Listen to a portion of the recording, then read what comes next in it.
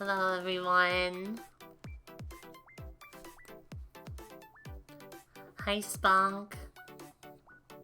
Welcome to the stream. Are you ready for a finger looking good time? Cause that's what we're gonna have today. I got my tea and I got my chicken bucket. And I nearly died today, so let's just go in here. We're gonna romance Colonel Sanders or something. I don't know anything about this game. No, I don't have... That's not out yet. I might get it when it comes out, though. Hold on. Here we go.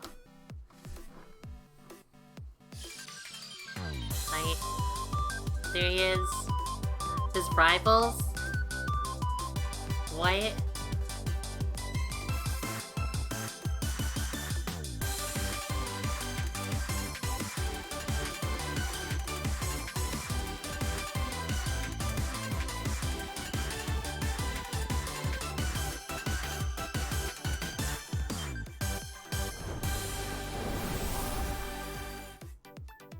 What?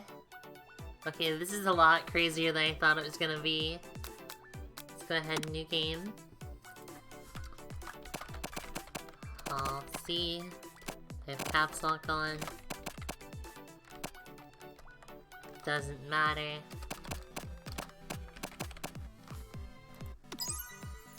Oh, look at the biscuits.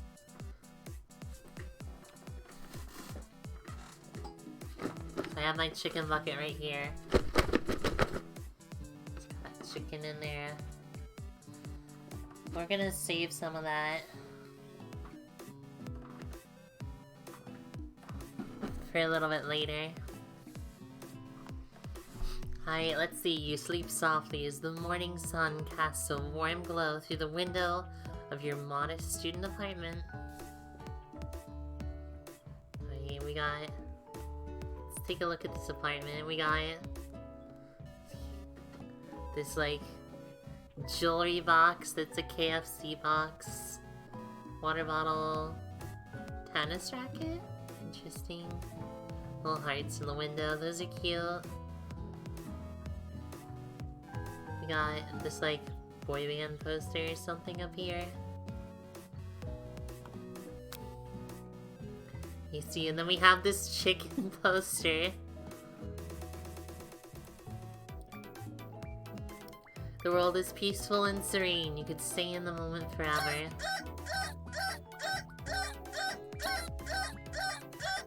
Or you could wake up. Now, now, now. Your first day of culinary school is no time to sleep in.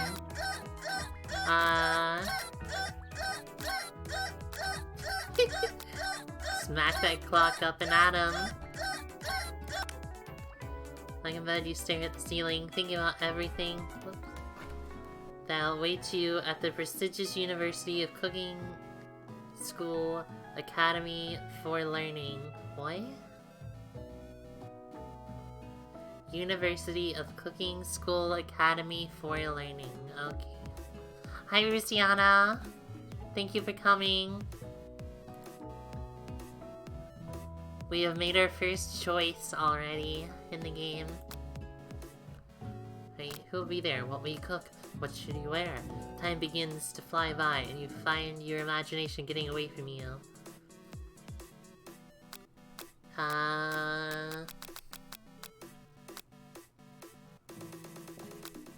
Daydream for a bit. Yeah, Merry Christmas everyone! Your first day of culinary school, so many dishes to prepare, so many students to meet. Mind is swimming with possibilities when you realize you're running late. You grab a biscuit and burst out the door in a hurry. Mmm, delicious. Just what you need to wake up those taste buds. Yikes, you're in such a hurry. In fact, you forgot to put on any deodorant before running out the door. You're sweating buckets as you rush to arrive on time. Uh-oh. That's not good. Sitting in the quad, you gaze up at the magnificent University of Cooking School Academy for Learning. Comes your lifelong best friend forever, Miriam. Well, she's really cute. She's the most adorably awkward person you've ever met, and you absolutely love her for it. Good morning, Halsey. Are you excited for the first day of the rest of our lives? Actually, because I sure am. Excited, a little nervous, okay, a lot nervous. It's just this morning I made breakfast myself, but, well, when I ate it, I couldn't taste any love in the food. What if I'm no good? What if I fail? Classic Miriam, raised by Master Chef parents. She's always held herself to a very high standard. Ever since we were little babies playing together and you rescued me from that quicksand box, it's been clear to me that you're the most loving, caring person I know. You're going to do great. I should give her a voice, hold on. Both University of Cooking School, Academy for I hate this name. Academy for Learning's famous 3-day only semester. I'm afraid of being left behind and never catching up. What is this? Sweet girl Miriam has always had a flair for the dramatic. This summer she got so nervous about her first kiss that she chipped a tooth practicing on a mannequin. I love her. Can you give her a pep talk? Remember when we saw the fortune teller and had her tarot cards read? The lady with the mask gave me nightmares. I've been trying to forget. I know she looks spooky, but she was so sweet, and she told you you were destined for great things. Remember that card with the fancy-looking tower, and the other card featuring the handsome fellow in the red suit? I've been waiting for so long to meet a handsome fellow I could call my own. I'm sure you will soon. In no time, we'll be graduating, and you'll be delighting the world with your heartfelt cooking in no time at all.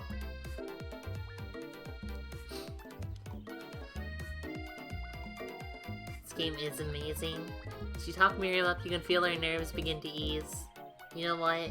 Maybe everything will be okay after all. And if not, at least I have these killer bangs. Yeah, you do. Can you believe I cut them all myself? What? I cut my bangs myself too. Do you know that, chat? These bangs here, I cut them myself.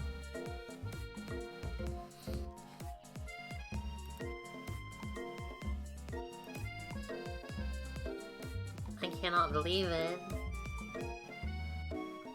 You're rudely interrupted when someone smacks your books and custom engraved measuring spoons out of your hands off the ground. No, not my custom engraved measuring spoons.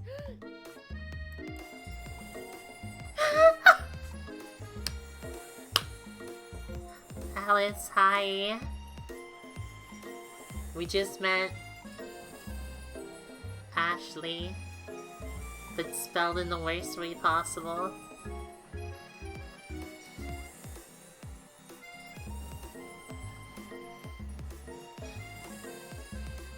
Ashley, you're our rival. She's totally evil, but you can't help but be filled with jealousy. She can get anything she wants, and she knows it.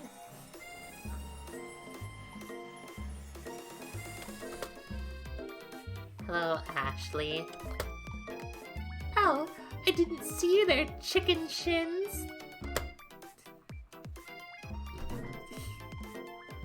You leave Halsey's shins alone. They're perfectly normal shins.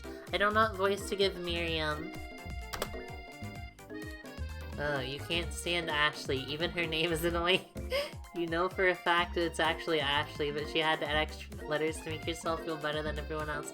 Yeah, I already figured that out, game. Already figured that out. Anyone here knows what a perfect shins look like, it's us? What does that mean? We're not going to let you or your really weird insults get to us. Across the quad you see Ashley's best friend, Van the Man Man. Stop to look at his own reflection in the mirror. His pants are so tight you can see him casually working out his glutes while he styles his hair. No lie, they're rockin' glutes.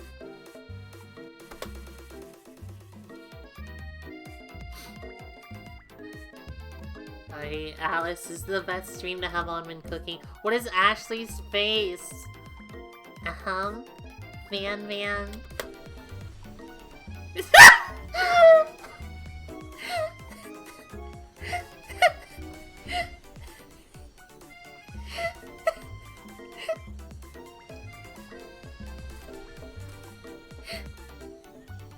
This isn't what I expected.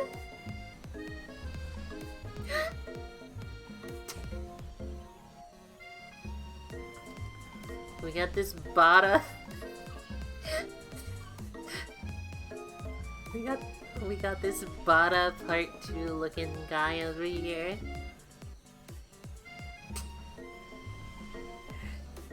He's got like a little... This thing has buttons, but there's nothing underneath. And then it's got a leather jacket.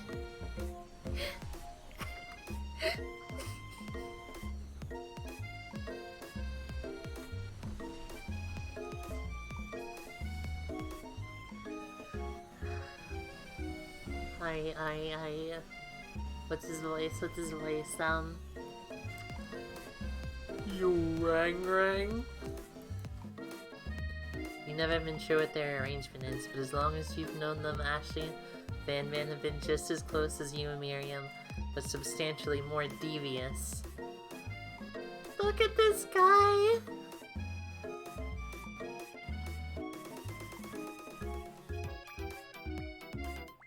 This is a JoJo character. Why is he here? I can't believe that University of Cooking School Academy for Learning would ever allow people like you to attend as students. I know, right? You'd think they'd just hand us our diplomas now. Or maybe hire us on as professors. You amateurs could learn a lot from us. The first day of school is about to start. There's just not time to properly tell these two off. You resist the urge. Let's go, Miriam. Psh, see you later, losers. As you approach the door, you see a goofy-looking kid pushing hard against the window directly next to it.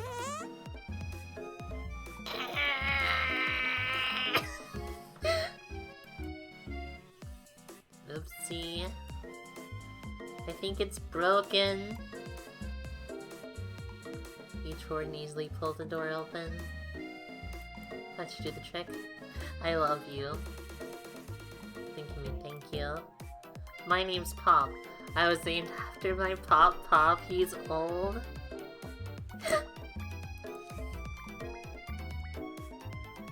Could someone like this also be a student at the school? He must be one heck of a chef. Also, his name tag clearly says Bob, but I guess he's reading it upside down. Okay, Bob. I don't think that's how upside down works. Wait, wouldn't it be Dodd? Wait. Is it? No, it's Bob if you flip it upside down, but if you turn it, it's Dawn. That's weird. I never noticed that. It's still weird. Alright, let's go. You gonna make me hold this door all day? No. With that, the young man walks into the building ahead of you. Is it just me or is he kinda cute? I think it's just you. Yeah, that's just you. You both shrug your shoulders before following him into the building. Oh boy! This sure is a classroom.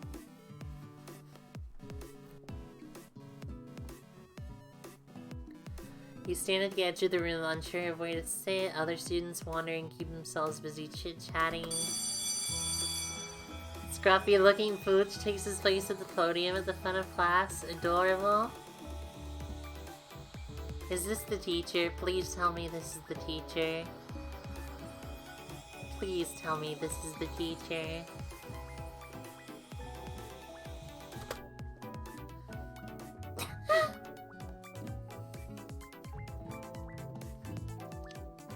Sprinkles!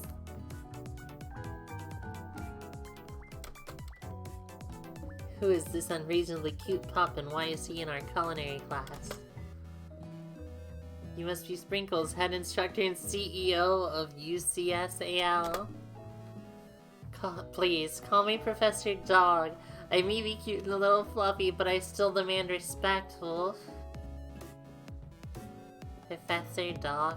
His name is Sprinkles Dog? Why? This is the best school ever! I guess only a dog's nose is capable of picking up all of the nuances of fine dining. Yeah, I'm sure that's it. Out of nowhere, wind begins to rush around you as a swirl of cherry blossom petals fills the air inside the classroom. Chilly, someone closed the window. And then...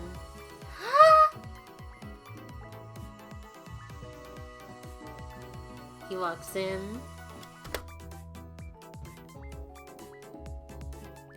You're immediately swept up in the aura of this new student and his remarkable goatee.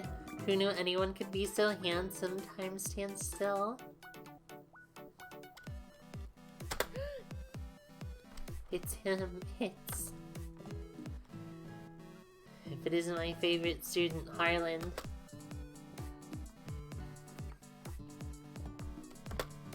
Please, call me Colonel. Colonel Sanders. A hushed murmur rolls through the classroom as Colonel Sanders walks down the aisle of desks. Suddenly, the room is sweltering. Sweat begins to beat across your brow. You feel like everyone is looking at you and you're not entirely wrong. And this over here, it must be sweaty, sweats a lot. Oh no, it's because I didn't put deodorant on.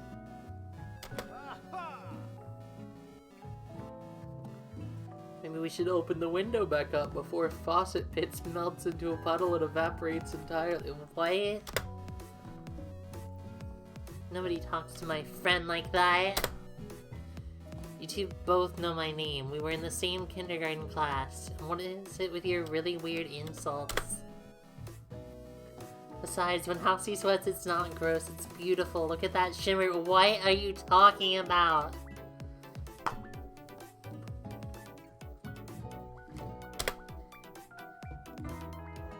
You trying to find Colonel Sanders standing right in front of you?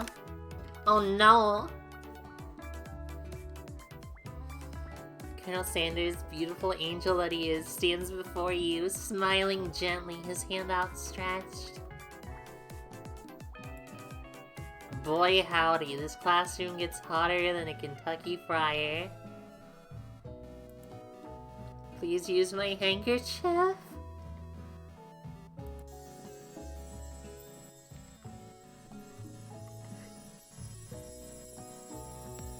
He frees up. Colonel Sanders is talking to you. Wait, Colonel Sanders is talking to you. About how sweaty you look? You're completely mortified. Oh no. This can't be your first interaction. What if he never forgets this moment? We have to take the handkerchief. We have to. Hydrate, thank you.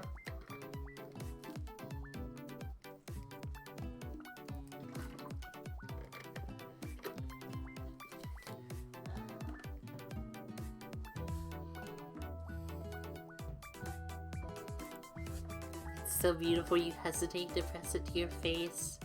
When you do, the feeling is transcendent. It has his natural scent on it. It smells of the most delicious chicken you've ever smelled.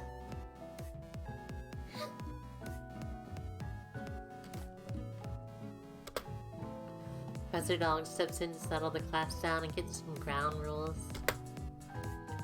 Welcome to University of Cooking School Academy for Learning, the greatest culinary academy in the world.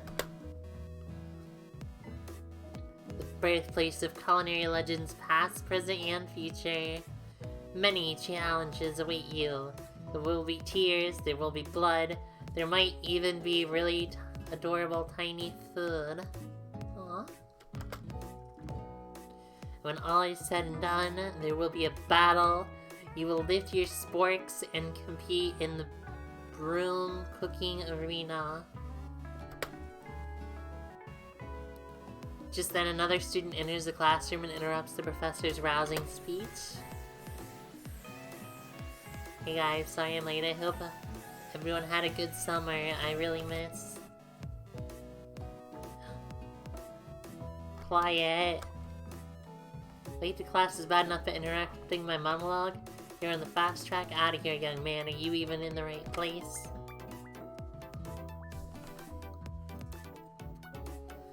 Don't you recognize me? This is my 3rd year in the school with you as my teacher.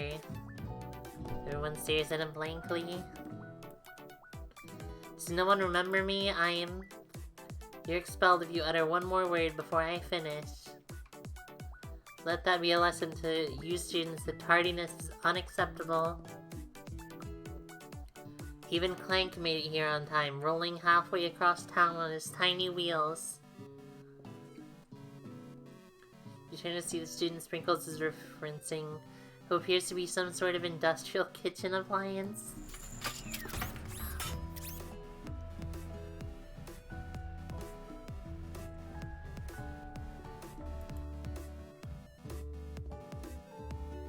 Class bursts in laughter.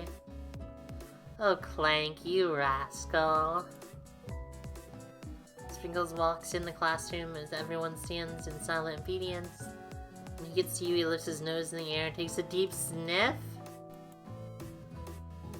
Your diet is lacking. Based on what I'm picking up here, you definitely need a multivitamin. You should be taking better care of yourself. I'm actually on a multivitamin already, but thank you, Sprinkles. You've never had a talking dog as a teacher before. Sprinkles' reputation for being smart is tough. Smart but tough is well known.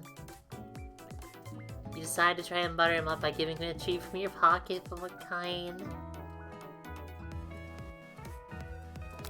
It's gotta be the chicken, right?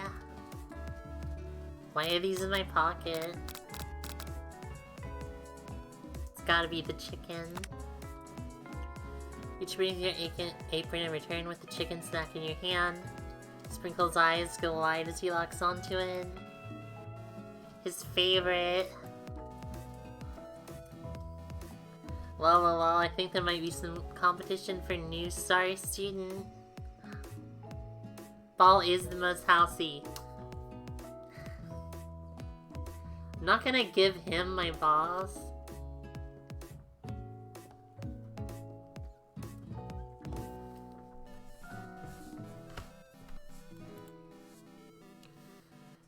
The furry professor immediately devours the snack, leaving your hands slick with a coating of warm doggy drool.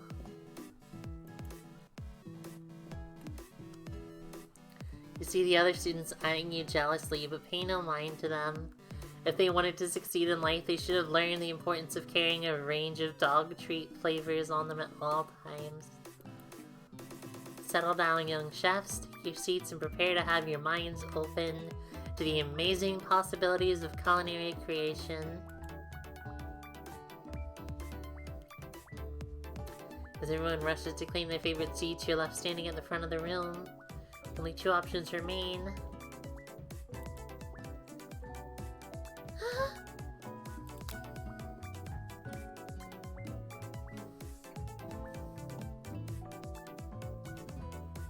This is a very important choice.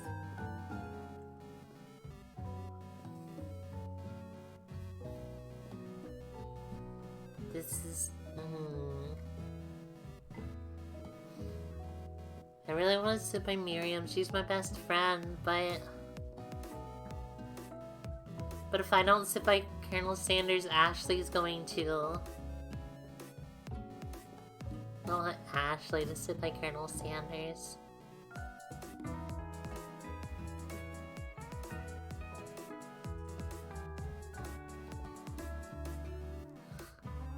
This game is hard.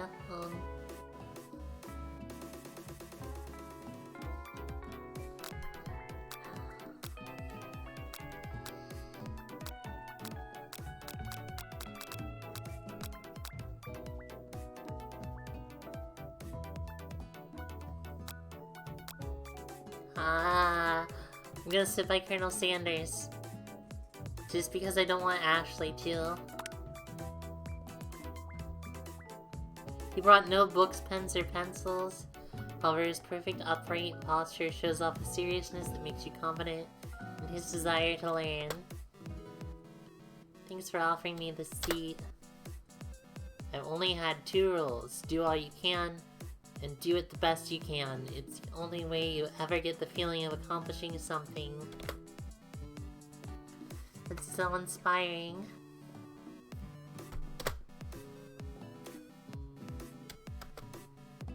So as you settle into the seat, the professor makes an announcement. Think fast, it's time for a pop quiz. Oh no! You get a quiz about me. Pop.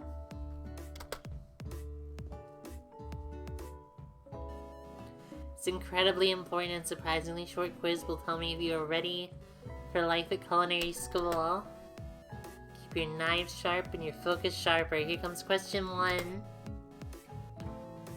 Oh boy,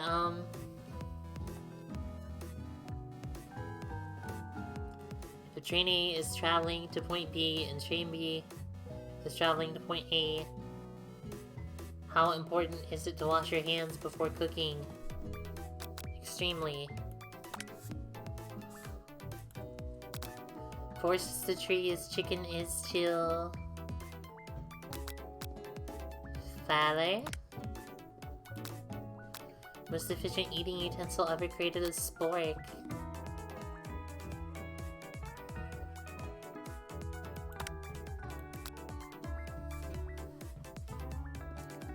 I have some opinions on KFC sporks, but they're gonna not happen in this video, I'm sorry. What food is best for a broken heart? Anything as long as it's prepared with love and not too much salt. Camel meat. A pancake that looks like a silly face? Oh jeez.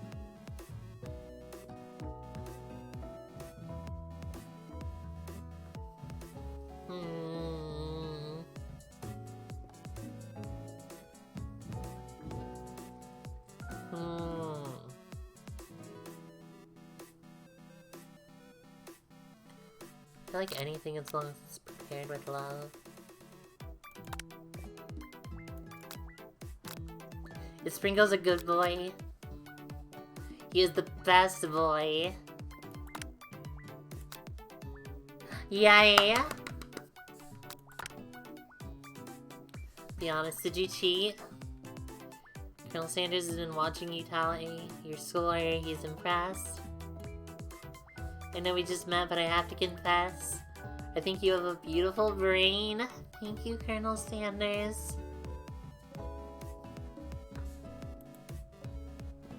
Hot diggity housey. You just scored some major Colonel Sanders points with that performance. May I have your attention, students? I have an important announcement to make.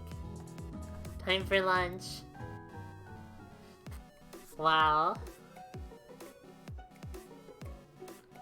Cafeteria is as nice as any restaurant you've ever eaten at. It makes sense that a school dedicated to cooking would also be serious about eating. Delicious fragrance wafts through the room and tickles the end of your nose. Your mouth waters. If you smell that, it must be our lunch. It smells crazy good. Everyone, can I have your attention? Is it about lunch? No, I just wanted to apologize for my tardiness. You see, I was... Poor this guy. Howdy, folks. I'd like to make an announcement. It's about lunch. Everyone cheers. Bye. Shh. Lunch, lunch, lunch. You said shh. In honor of the new semester, I've prepared something special to share with everyone for lunch.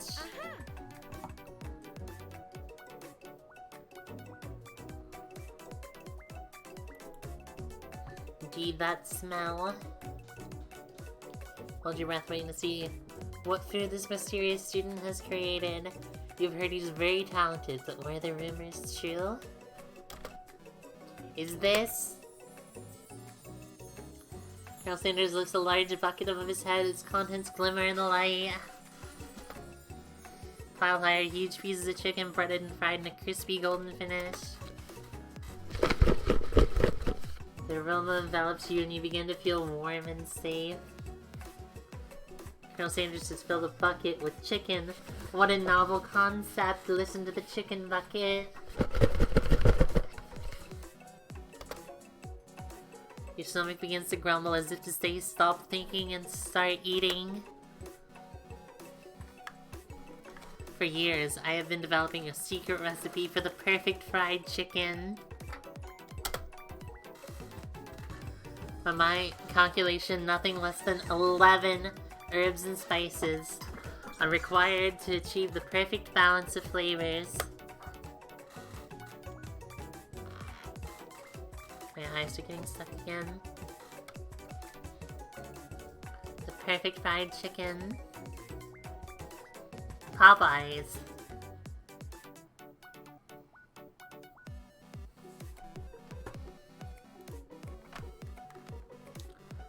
Just,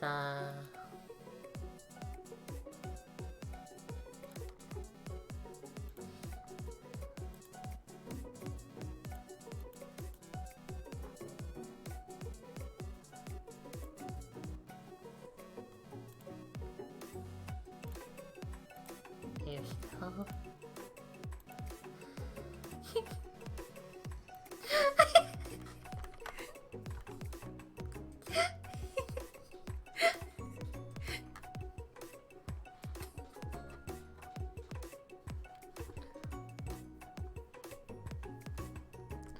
I'm sorry, Gilly.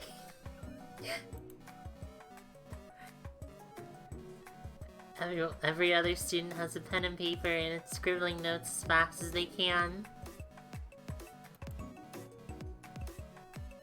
That's all I'll say about that.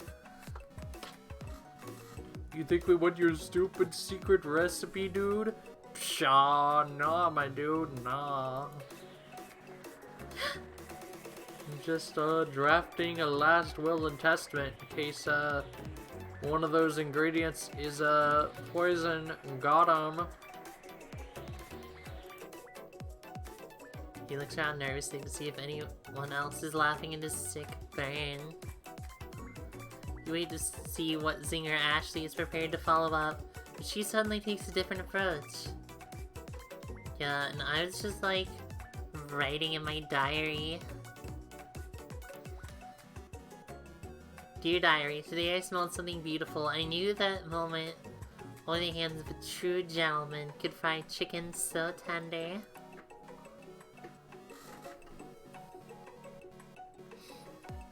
You see her body language change from bitter and evil to sweet and innocent as she slides closer to Colonel Sanders. She realizes that he is destined for greatness and fame. With cooking skills like this, she wants him all to herself. Oh, please.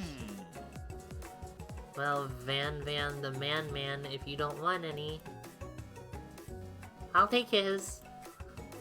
Oh, hold on. I mean, I guess I'll try it. Voice is hard to do. He takes one bite and his eyes grow wide. He starts contorting his face as he tries to hold his pure exhilaration and act unimpressed. Easy now, there's enough for everyone. Please, my fellow classmates, dig in. You take one of the pieces of fried chicken out of this bucket and sink your teeth into it. It's amazing.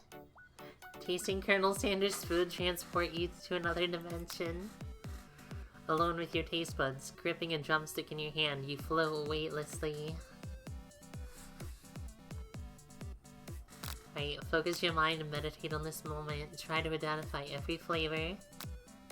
Savor the moment and everything that it tells you about Colonel Sanders' culinary heart. Swim towards the light.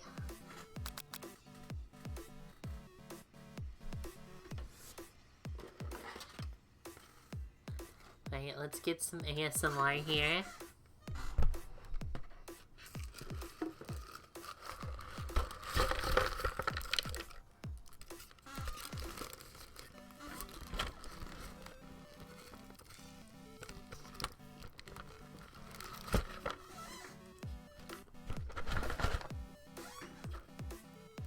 Okay. Chicken is too quiet of a food to get eating ASMR.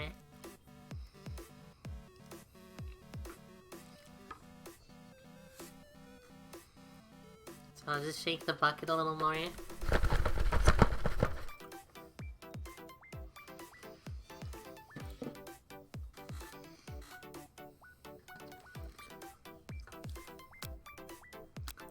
It's got a crunchy fried coating, yeah, but once you get past that, it's soft on the inside.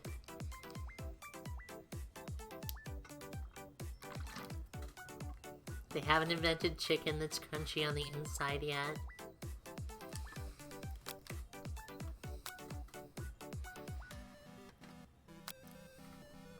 I don't think I want to try to identify the flavors.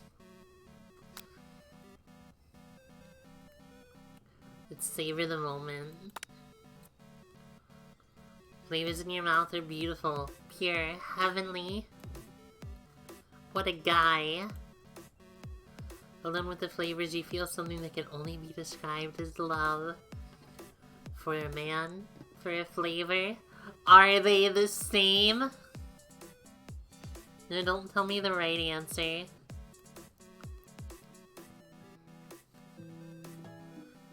After tasting his food, you try to get some one-on-one time with Colonel Sanders. Colonel Sanders smiles ever so softly as you approach. He stops what he is doing and allows you to break the silence. You 100% at this game? How long is this? Can I finish this in a single stream? I want to know.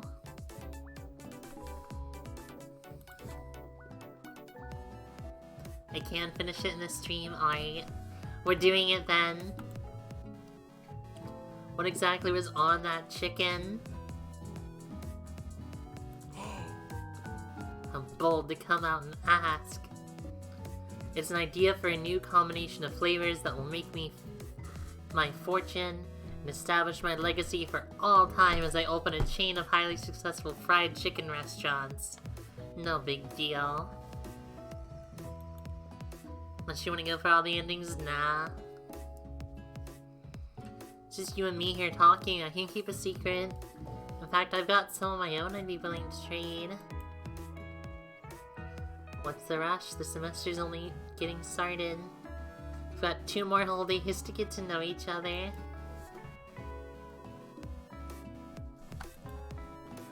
You know what they say about secrets, Colonel? Shouldn't learning be fun? You've got moxie, I'll give you that. Looks both ways to make sure you're truly alone and then leans in. You can feel his warm breath as he whispers.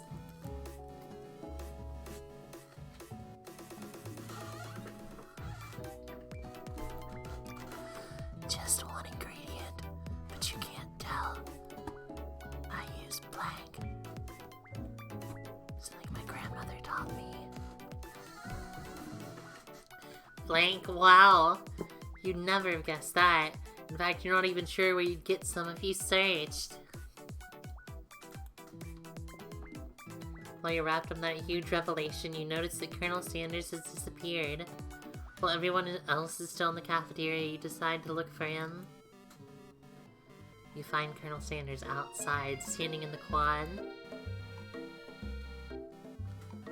Oh, it's you again. Howdy. Sometimes I like to come out and look at the school buildings. Think about how my story will continue on after I've graduated.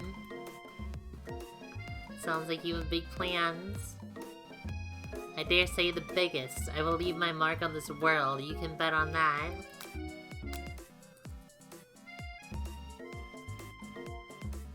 All learn together for the first time. You figure out now is the perfect moment to show your personality to him. Nag him? Show your own strength? I don't know what that means. Wow him with a big idea. Add an additional ingredient to really spice things up. Be modest but thoughtful.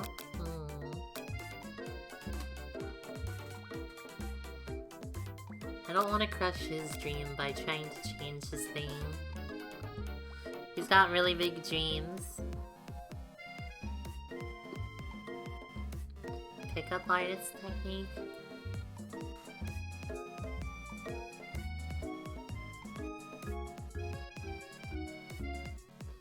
Seeing something mean to lower their self-worth? That sounds horrible. Why would you ever do that to someone?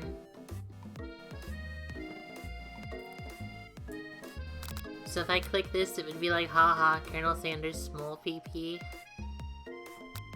Like that.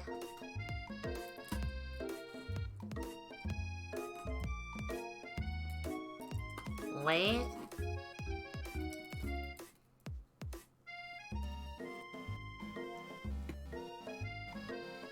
Wait. Use it on the girl to lower the girl's self-worth?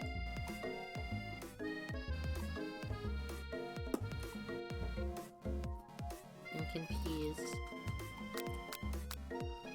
Let's be modest and thoughtful. Just want to tell you I really enjoyed your food. Now you've got his attention. Flavors were complex but comforting. The interplay between salty, savory, and peppery was just perfect. I appreciate the compliment, Halsey. I'm sure you'll be a big success. I know we've only met today, but I'm starting to get the same feeling about you. Should head back inside. The next lesson starts soon. Oh boy.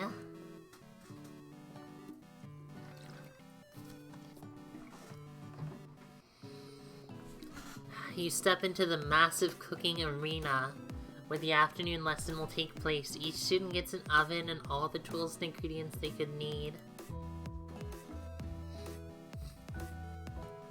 Look at this place, it's magnificent. Finally we get to show our stuff. Wait a second, oh no, we have to show our stuff? What if I totally blow it? I'm not going to blow anything except maybe kisses to the crowd of fans you're going to earn with your signature adorable tiny food creations. Yeah, we food wars now. Welcome students to the cooking arena. For today's lesson, we'll be cooking with partners. Hurry up and pair off. Naturally, Miriam looks over at you, but unable to control yourself, you pounce on Colonel Sanders. Miriam, no.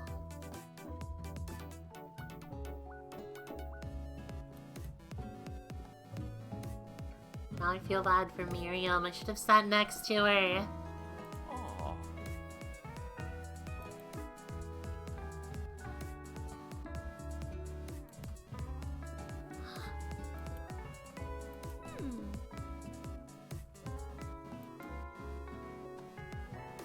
Cindy's gonna be a little awkward. I like Plank.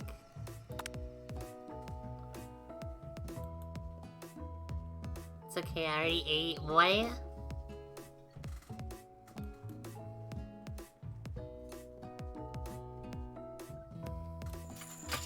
Wipe. Hold on there, fellow. We don't even know the assignment yet. Clank might not have a face, but there's something charming and earnest about him. Bzz. tissue. I hardly know you. Ha ha ha ha ha. Clank judders and a panel shakes loose. You get the impression this is a sign of affection.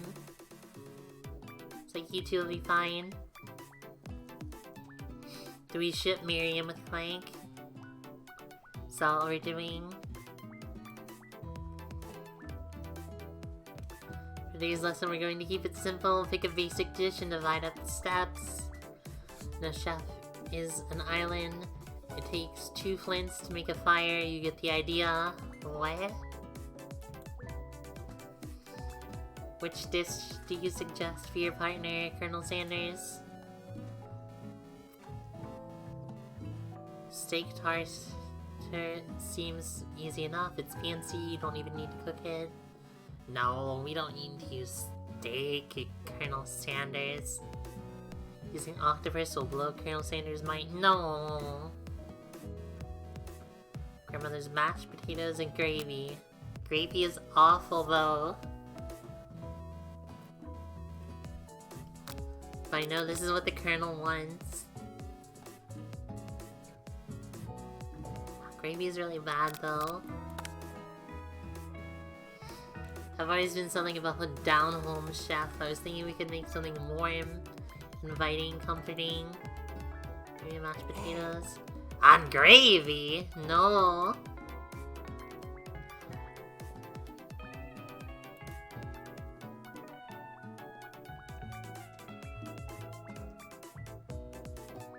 I hate gravy. Colonel Sanders casts a coy look at you, causing your whole face to go beet red. Embarrassed, you quickly turn away. I'll get the potatoes.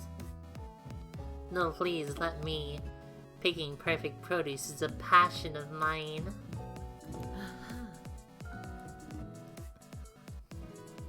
Looks like things are getting pretty fresh around here. Does someone have a crush on Colonel Sanders? Just cooking partners, mind your own business. Pumpkin pie?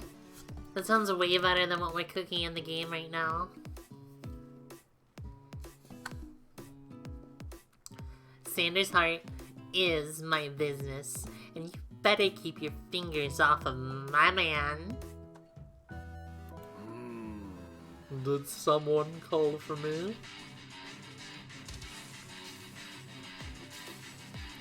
I like his leitmotif. No geez, Van. I'm over here crushing Halsey's dreams. You're supposed to be taking care of our classwork. That was the deal, remember? Colonel Sanders returns, arms full of peeled potatoes. He tosses them into boiling water and turns his attention to you and your old friends. She is way cuter. I think I'm already stuck on the Colonel Sanders roof.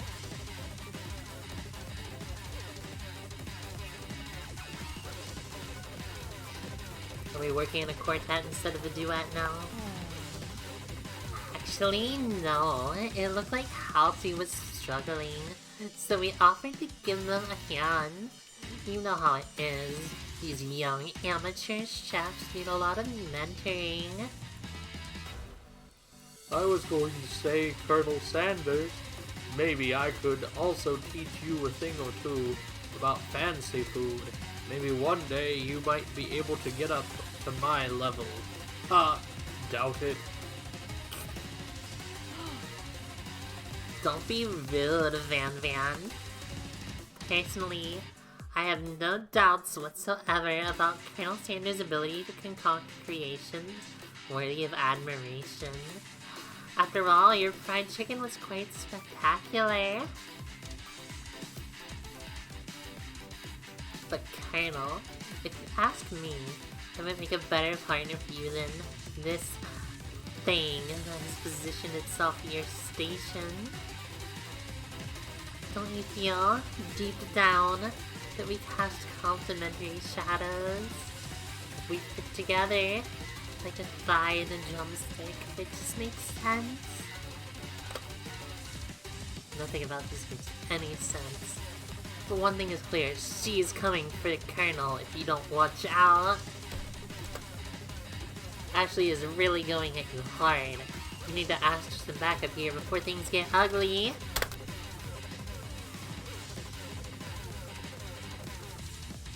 Turn to Colonel Sanders' hunk of hunks in your time of need. Yeah, why is boss music playing? Turn to Miriam, your forever bestie who always has your back. Miriam, help me out.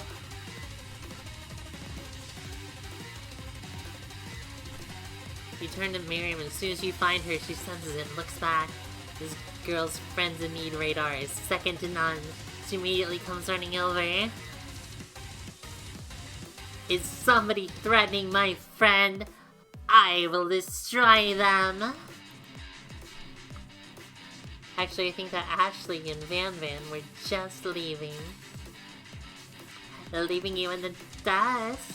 Vis-a-vis my skills as a chef, perhaps. But stepping away from this competition, you are sorely mistaken. Miriam, you're a loyal friend, but Halsey is my partner for today's activity. You look for Sprinkles and hopes he might step in. He's nowhere to be found.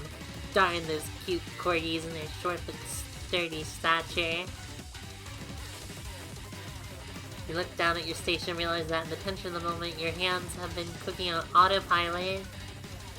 Distracted by the drama, you've already crushed the boiled potatoes into a perfectly creamy mashed texture. With plenty of butter and cream for flavor. This is if your natural passion guided you through the steps you know so well, while your attention was elsewhere. I know just what to do.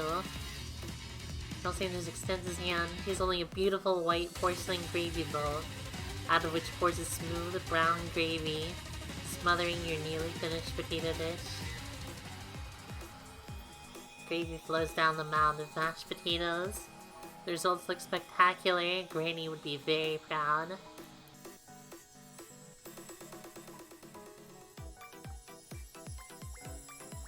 Colonel Sanders holds his fork out to you. You reach out and grab a hold of it, but he doesn't immediately let go. The two of you stand holding the same spork, and for that small moment, all of the madness and the pressure in this crazy world stops. Your eyes lock. The moment is electric. Time stands still. If you love something, set it free. Together you dig the utensil into the mashed potatoes and lift a heaping sporkful up. And you see Ashley with a sinister look. You know she's plotting against you to be with Colonel Sanders. Then, filled with rage and without thinking, you fling the sporkful of mashed potatoes right into Ashley's stupid, beautiful face. Van, do something, do something! Scooping up a fingerful, Van tastes the dripping mashed potatoes and gravy and realizes it's delicious. Horrified by this revelation, he slinks away. Will he ever be able to cook something with so much love and integrity? Hold on right there, Halsey. We do not waste food in the broom cooking arena. Colonel Sanders, I expect better from you. If you throw one more spoonful, you both better be prepared to eat it from wherever it lands. And I has potato face.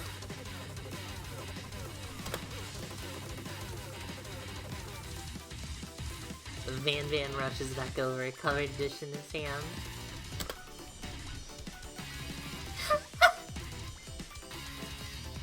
Mashed potatoes with gravy? Pathetic. In just a few minutes, I have prepped a full meal. Gaze upon my specialty, braised tentacle of octopus in my silky saltwater sauce, plated on a battle axe blade forged by my supreme chef ancestors. You've ignored me for too long. That ends now. It is I who will have the first bite, and you will all look on with envy. Interrupting student rushes abandonment and swipes a bite of his signature dish right off the plate. No, don't! Something about this dish doesn't strike my nose quite right. I think the octopus was rushed and may have trained in the process. The results could be toxic. Too late. It has been eaten. Man, I think I left something in the oven. Oh, feels so good. It killed him.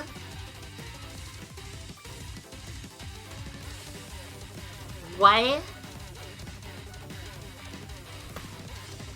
Everyone step back, don't take another bite. You look back at the plate, the rest is gone. You notice the tip of the tentacle being slurped in Pop's mouth. Pop winces in pain for just a moment, then is almost immediately back to his oblivious self. Oopsie. Tastes like poison. The entire class is gathered to watch Pop's final moments. Shock has frozen the whole crowd. They are as motionless as statues. Class bell rings, disrupting the moment and snapping everyone back to reality. It would appear that Pop's enthusiasm for trying new things, despite obvious danger, has inoculated him against poisons of all kinds.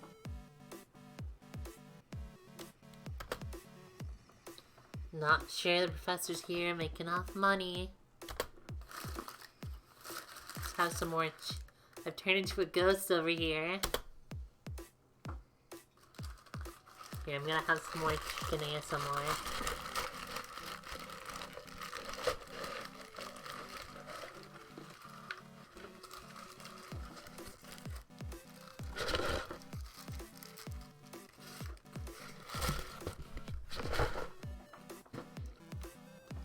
Alright.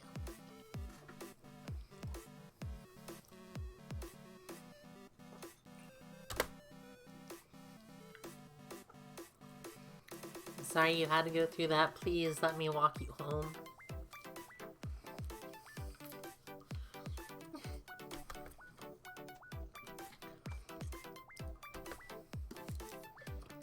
You follow Colonel Sanders out of the room.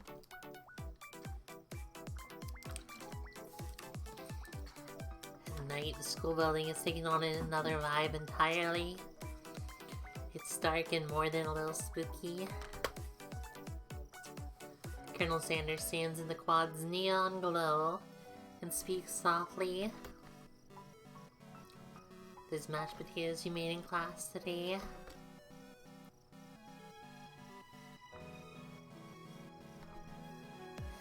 Before you go on, I want you to know they're not a great representation of my skills. They didn't even realize I was making them. They were amazing. Tasting them, it reminded me why I became so passionate about food to begin with. Colonel Sanders is getting choked up.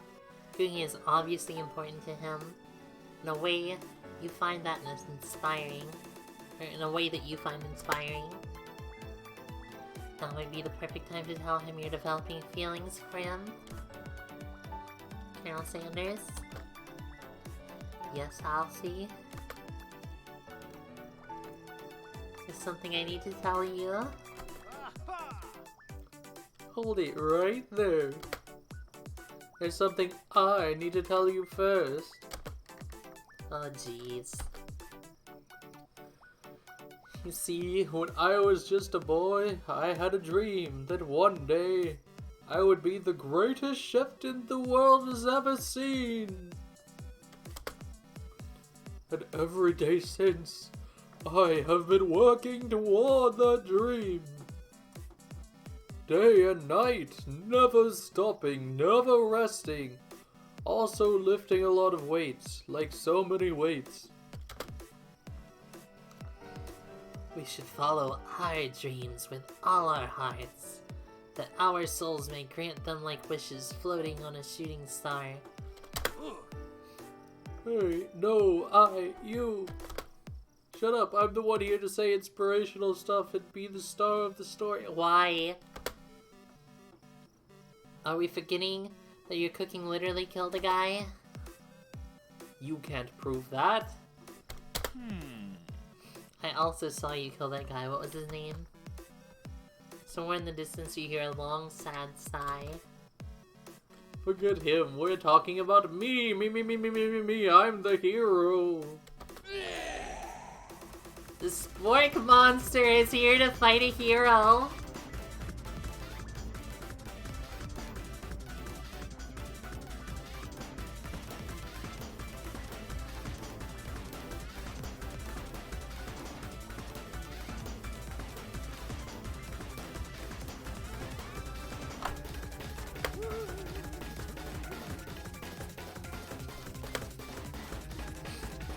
I left the fridge door open later, nerds. How dare you threaten me just as I was letting down my guard and connecting with another chef on an emotion level. Be afraid. Be very afraid of me. Because I'm a monster, see?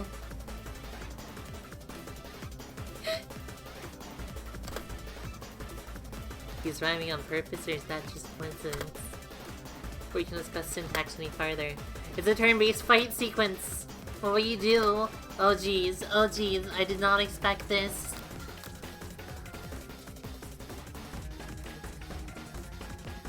Yeah, student died. I feel like I should defend the first turn.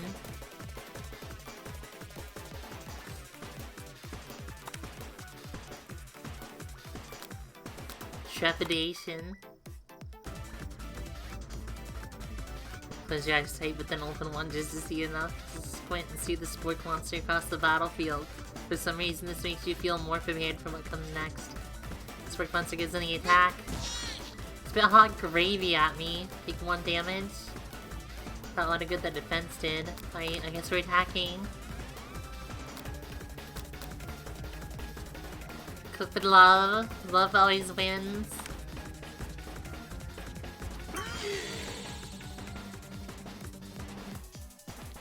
Focuses their mashed mind and draws in energy from Mother Earth itself. Larger and more intimidating, how will you respond? Cook with love. Buffed and ready to rumble. They go on the attack once again. Ultitensile. Utilitensile. Each damage. Oh jeez,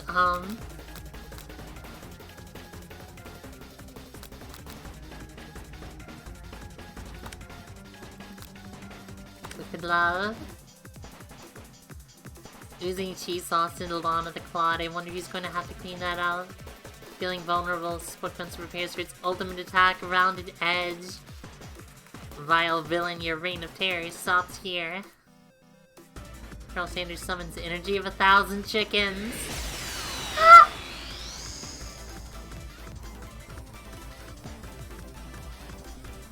Hot pipe power punch. Hot pipe power punch is 10 damage. Spork monster is defeated. You saved me. An injured spork monster spews steam into the night.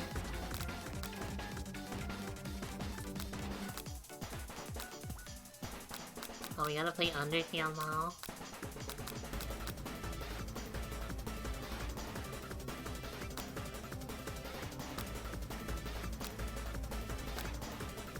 Let's spare him. We managed to him down in disgust at the sight of this gnarly beast, long enough to realize he is still a living creature with a pure soul who deserves your pity, not your wrath. Be gone, beast, and don't you dare come back for a follow-up encounter tomorrow. I won't forget this, and I certainly won't be back, like you said. Spork monster scuttles off into the night. The defeated monster left behind a special item. It appears to be a cookbook. Hibiki, thank you for the host. Thank you.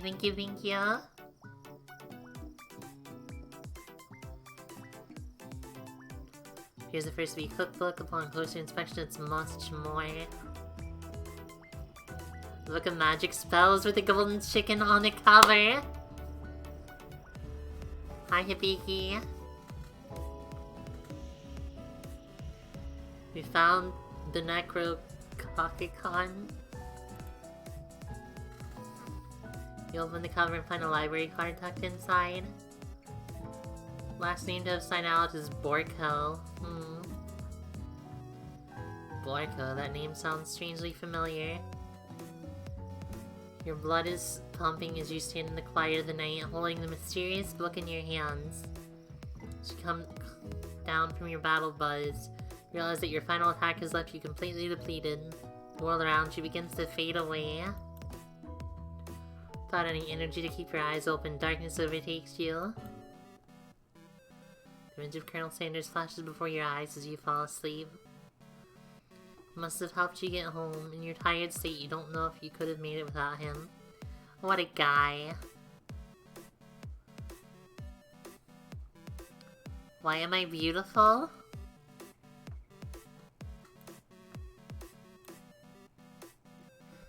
Oh, my outfit. Let's zoom out here.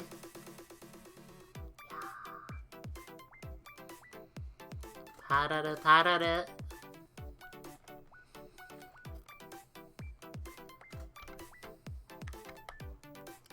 Parada, parada.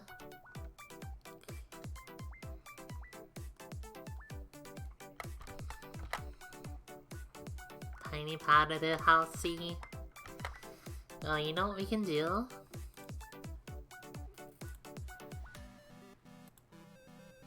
Speaking of parada, since it's Christmas,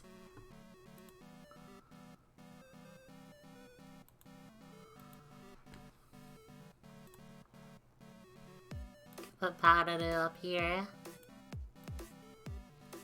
Let me put it down here. How's that?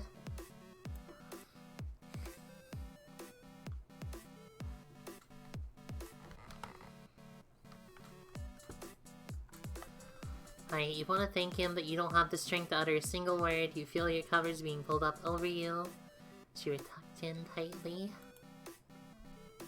Good night, my Colonel. Your dream, you're together with Colonel Sanders. For some reason, Sprinkled is also there, instructing your love. Dreams are weird. Whoa! Wake on day 2. You time to process the wild visions you had. Were they memories or premonitions? There's also that secret ingredient the Colonel went ahead and told you outright. Not much of a secret, huh? It's probably just because he already trusts you so much. So that makes sense, we'll go with that. Meet up with your bestie in front of the school. You can tell her about the encounter with the sport monster. She launches into a story of her own. I know this might sound a little strange, but I think I might be, I think I might like Clank.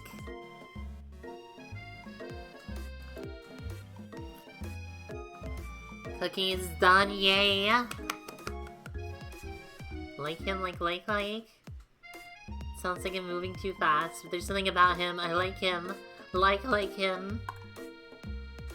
We got to talking after class, and he's actually a totally sweet guy.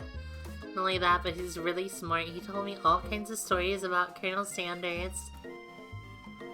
Did you know that Colonel Sanders was the most popular kid in his high school? No, but that does make complete sense. Cherry pie filling to a cheesecake? It's not bad. It is way too much time cooking. I still haven't started cooking. I still have to do that. He was voted prom king at a school he didn't even go to. It was also the convertible that he himself rode in at the front of the homecoming parade. What?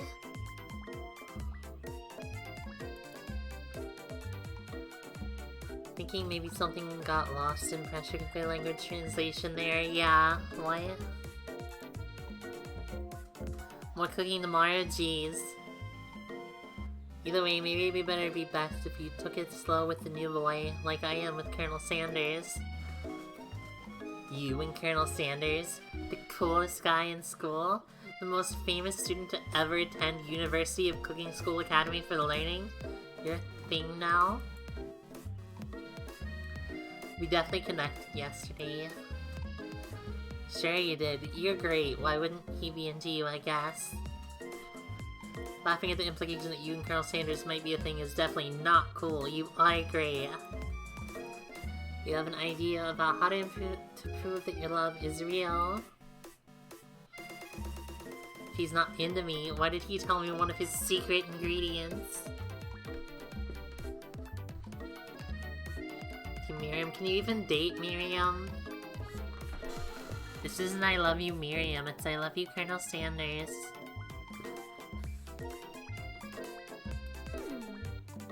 Secret ingredient. Dramatic echo in here. Miriam checks to make sure you're alone before continuing. So this summer, while I was on vacation with my family, a lovely man approached me in the botanical garden while I was wandering. This can't be good. He told me about his passion for spices. Secret spices! And even gave me some to show me what he meant. He said it was a powder created from super duper rare dried flower petals. And if I did him a big favor, I could have some of my own. So I filled my suitcase with them and brought them home. He was so nice, he even met me at the gate when I arrived. Later when I cooked with them, a very strange feeling came over me. The flavor is unlike anything I'd ever tasted. You're being very liberal with the meaning of spices here.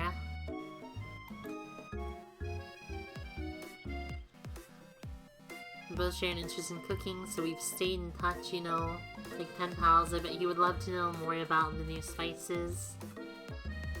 Definitely not supposed to share Colonel Sanders' secret recipe.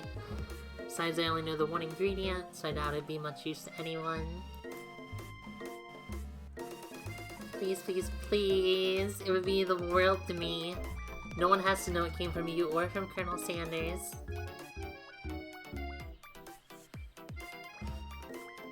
Alright, we're gonna have another bite of the chicken bucket.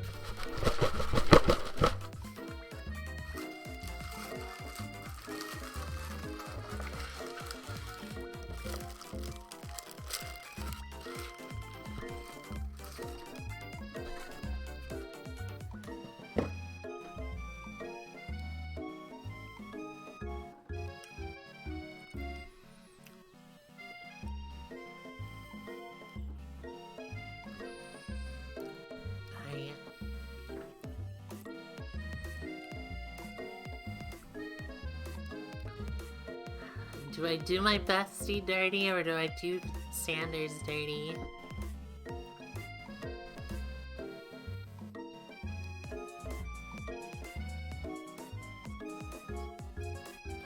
I can't share the secret recipe.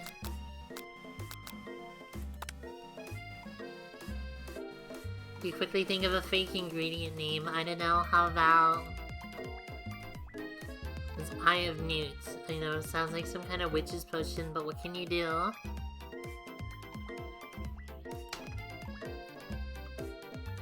Eye of Newt. Wow.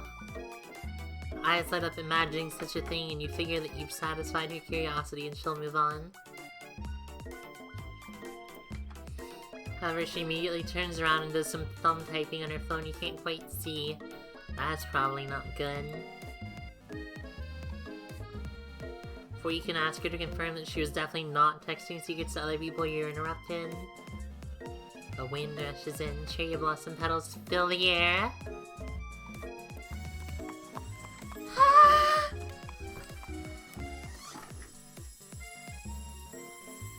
He's on a horse.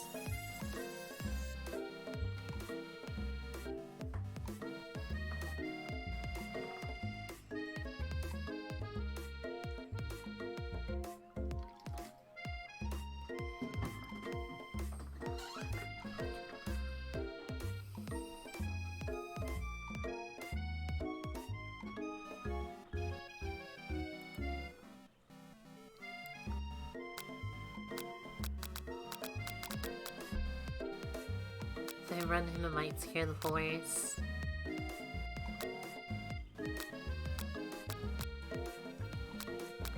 I need to thank him for yesterday, though. Run to him.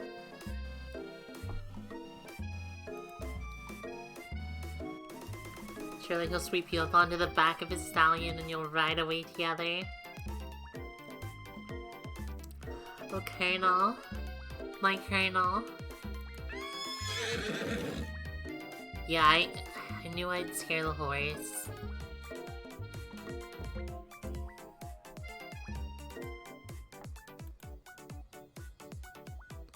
I'll see him here to deliver you a message. It's important that you remember this exactly as I say it, alright? If you forget, the world can end, so you know it's serious. I've been trapped in a realm beyond, but a great prophecy relies on my return. Only you can save me. All you need to do is repeat my name 3 times. That name is... No!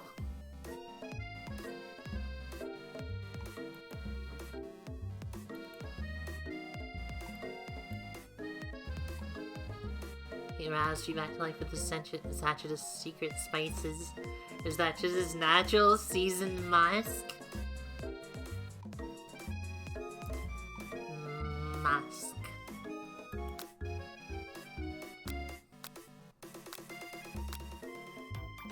I can lean in for a kiss.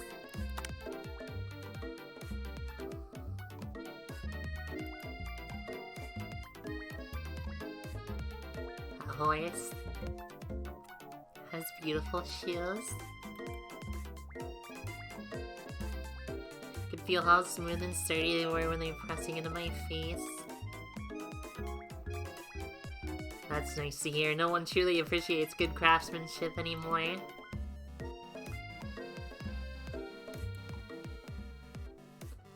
So your 2 rivals, Ashley and Van are doing something bad. By the way they're hiding, you know it must be really bad. Like counterfeiting recipes bad, experimenting with restricted ingredients bad, summoning a demon bad. Try and get a peek over Van's hulking shoulder. But he sees you coming. Whoa there, little one. I'm not sure you're ready to handle this. I already forgot the Van voice. Act like you noticed just in them, but try and get closer like, yeah. Oh wait, Ashley. Why don't you make like a bee and mine your own wax, honey?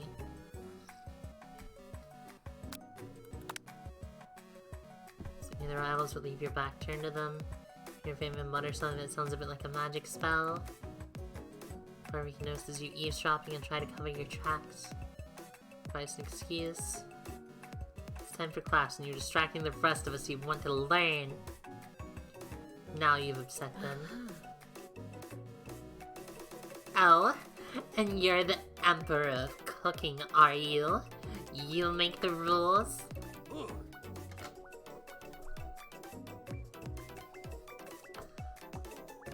I'm sure you'd know a good meal if it ate you.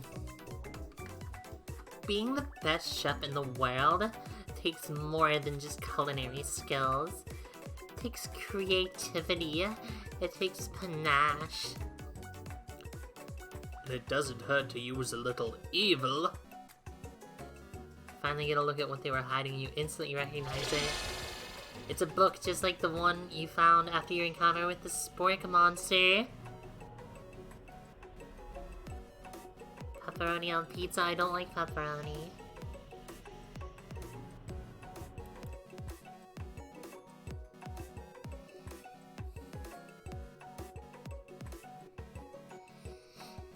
It's the same book I found last night in the quad. Pepperoni is weird. Anything... Like, first off, I don't eat mammal meat. Second off, pepperoni's like multiple meats together. That's just weird. Like, why would you mix your meats like that? It's like a smoothie, but meat. And then it's round and circular. Just your meat smoothie discs. It's not even a real pepperoni on pizza. Is like, it's like a big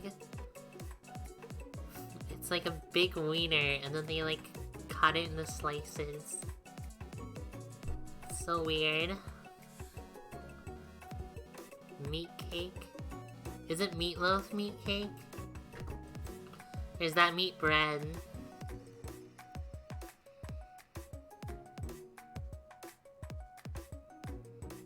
Here, yeah, a free sliced meat. Well, then every sliced meat is bad. I don't know what you want.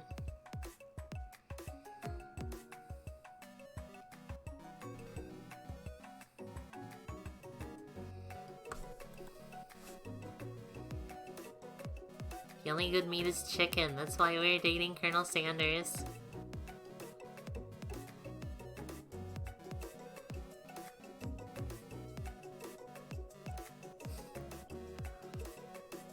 Sliced bread, actually it depends. Cause like, okay, the convenient thing about sliced bread is that it's real easy to make into toast. But like, a real good like fluffy baguette, you don't want to get that sliced, cause if you slice the baguette, it'll go bad quicker because there's more surface area to get mold on. Like, you just want to rip off pieces at a time. Popeyes is too spicy. I don't like it. It's okay, but it's so spicy.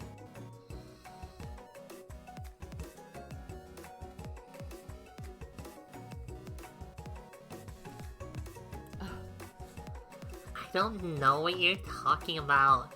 That book is a family heirloom, and it's Hunting's our secret. Notice that they have just been studying the book. They got Pop pinned to the wall, and they're tossing potato skins at him as he tries to catch them in his mouth.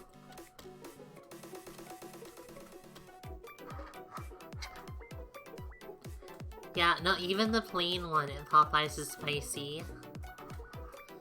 No, I'm talking mild. The mild one is still too spicy.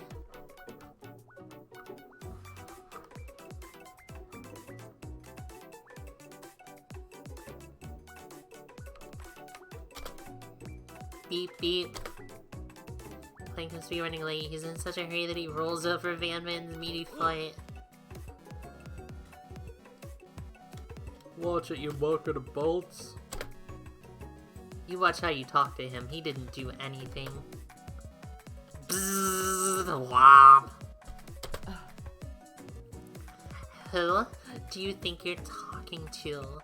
I have never heard such language, not even from a stand mixer. Womp womp. No, your mother was a stand mixer.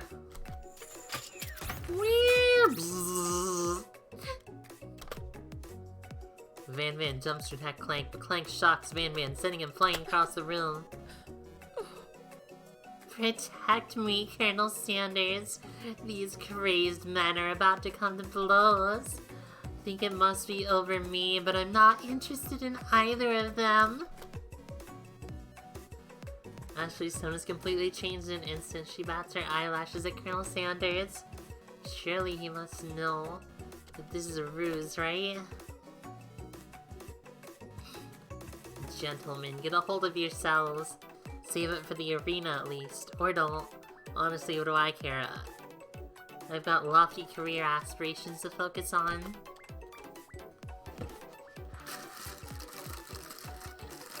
No, you can season the chicken.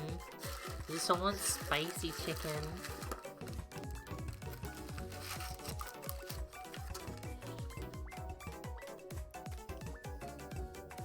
Another drink.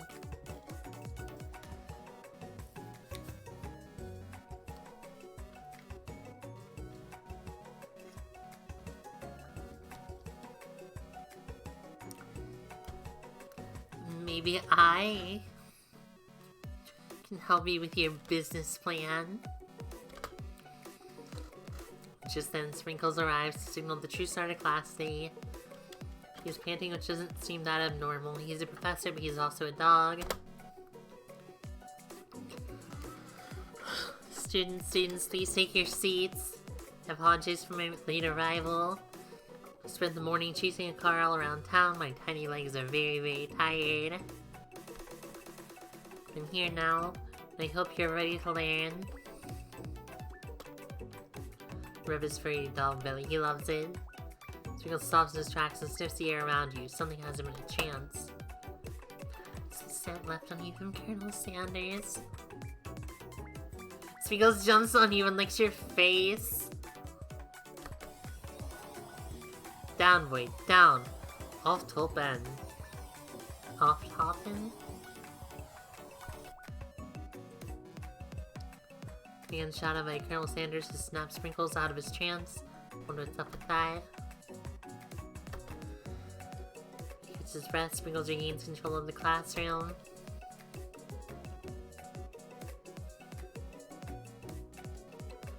Off topic. Hot topic. What?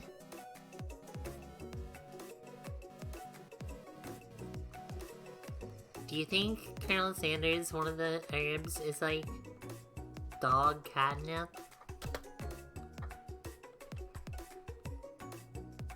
In 1776, at the signing of the Declaration of Independence, it was a chicken who first signed their name.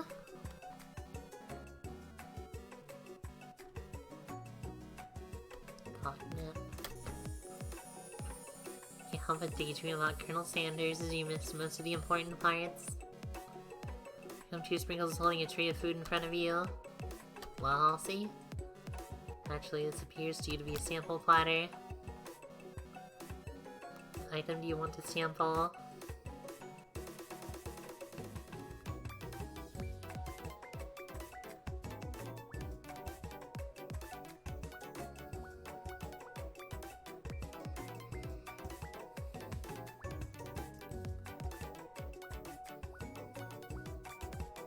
What is this? A glass of water, a shimmering pepper, a dog biscuit.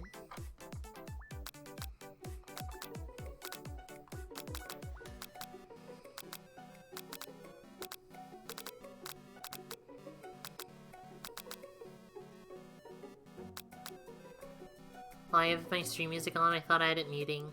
Oops. Sorry.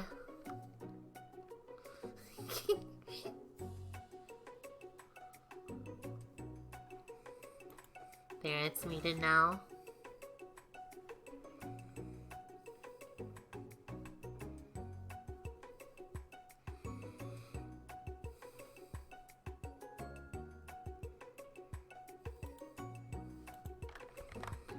Let's see, what do we want?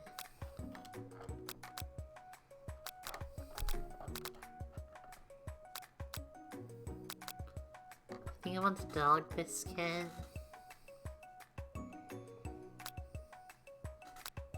See, none of these have anything to do with chicken. So I don't know. That's what I'm thinking. Be Gulda, eat the biscuit.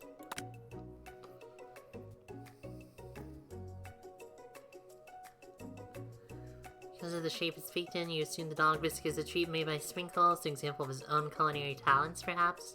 You reach out for it when Sprinkles jumps up and bites onto your cooking apron. What kind of monster would steal a dog's favorite biscuit? Apron's left in tatters. Your entire class looks on in horror as you fall unconscious from the embarrassment.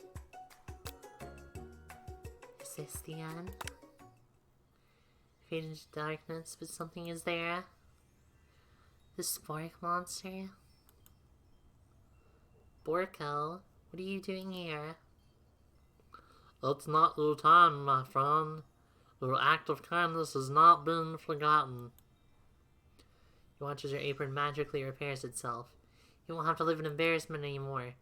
Thank you, my friend. Wherever you are. Well then.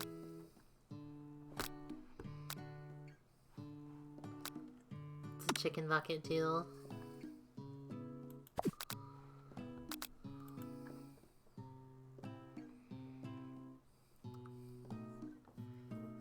Glad we got to see Vorko again. Pepper, alright. Brightly colored pepper stands out from other items. It sparkles in a most eye-catching way. So naturally you reach out, grab it, and eat it right away. However, your body is not prepared for the heat. Pepper's triggered an intense spice hallucination. Feels like forever as you trip through the universe. My friend! Oh! This guy again. Here to give you an important message. Just avenge my death and fulfill your destiny. All you must do is... I want to know. Sorry, I think I've got some spice stuck in my throat. Those weren't pizza hot takes. Those were truths. Pizza truth.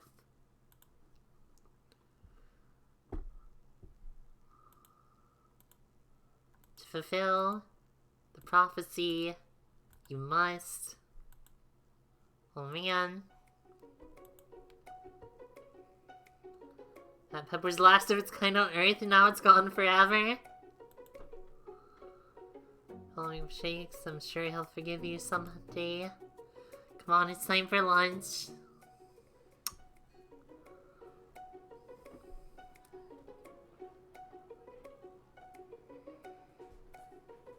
Y'all don't like pizza? I only like cheese pizza. Because putting toppings on pizza... It's like putting sprinkles on ice cream, you know? Good pizza doesn't need toppings.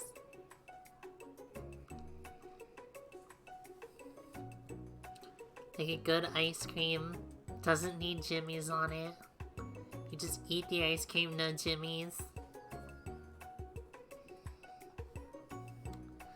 Before anyone can relax, the cafeteria lights dim. Your rivals enter to make a dramatic announcement. Today's lunch will be prepared via timed competitive cook-off.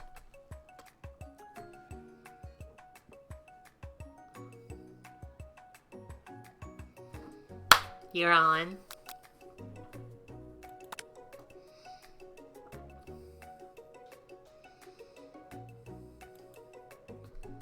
Did you not see? I don't want my pizza. I don't want extra dimensions on my pizza, you know? I want a nice, smooth pizza. Nice, smooth pizza, nice, smooth brain.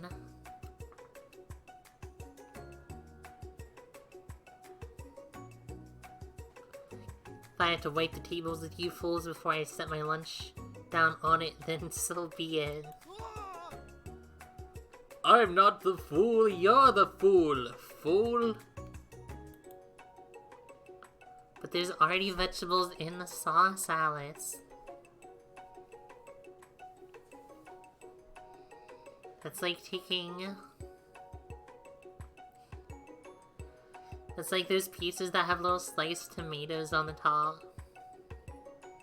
There's already tomatoes in the sauce. Tomato is a fruit. I was using it as an example. Because, like, most pizza sauce has tomato.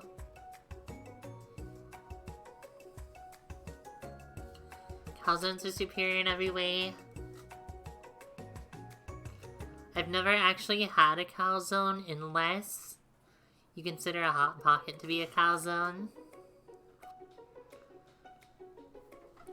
Is a Hot Pocket a calzone?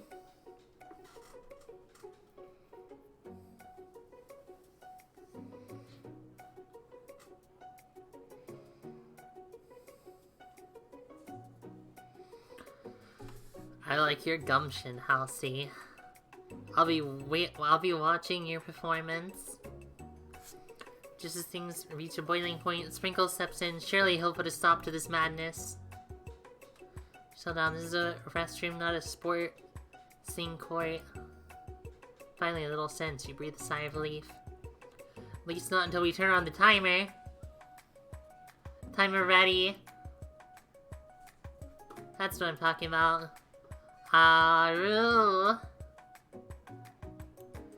Hot Pocket is a ravioli.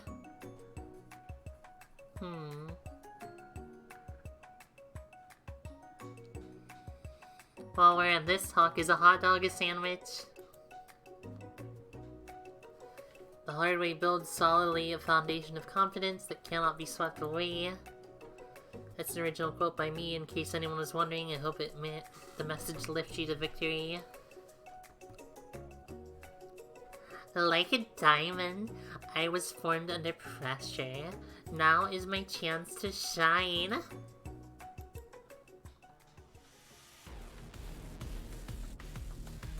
I will defeat you myself. Okay, so if I like take the heel on a loaf of bread and put peanut butter in it and fold it over, it's not a sandwich.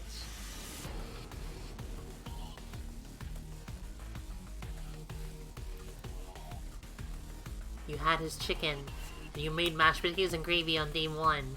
You're feeling like you can really impress him again here. It's time to boil some water for the potatoes. Think fast, if the timer runs down, you'll be forced to pick randomly. Oh geez, 100 seconds after you turn the heat on. 100 Celsius. Winner gets to rub my furry belly. Let that be exciting and offer to motivate you. We're going to need to season this chicken for you quick. You don't know the recipe exactly, but you have an idea. 11. The lighting intensifies. Elevate craft. Cinnamon offers the most flavor. Gratitude.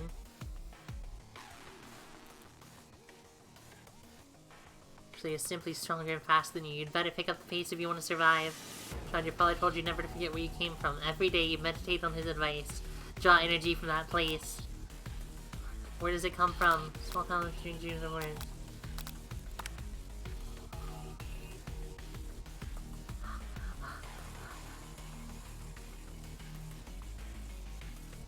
Haru! Try and shut out the noise of the arena and focus on your cooking. What is the sound of success? Silence. I believe in you, Halsey! He's actually cheering you on. Should be awesome, except knowing he's watching makes you totally forget what you were doing. Oh, jeez. All you can think about is Colonel Sanders. How many spoonfuls of gravy would you need? Oh, no.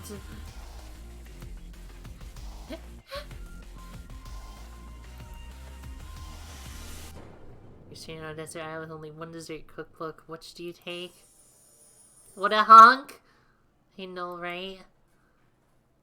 Shouldn't you be focused on the challenge? You're falling behind. Oh no! Walking on the beach.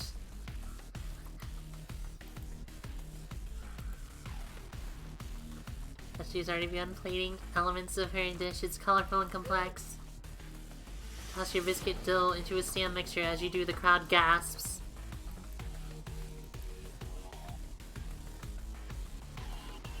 I know you love nothing more than seeing a fellow appliance utilized in a kitchen battle, but sometimes it means sacrificing the personal touch. You may not have any hands, but Halsey does. A good chef needs to be touching the dough to know when it's properly mixed. There's an easy way, a hard way. You don't get far by doing the easy way. No!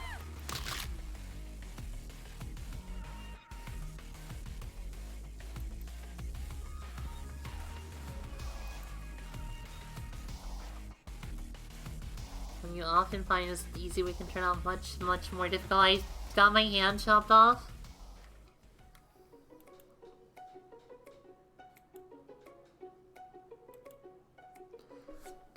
Aw, that's too bad.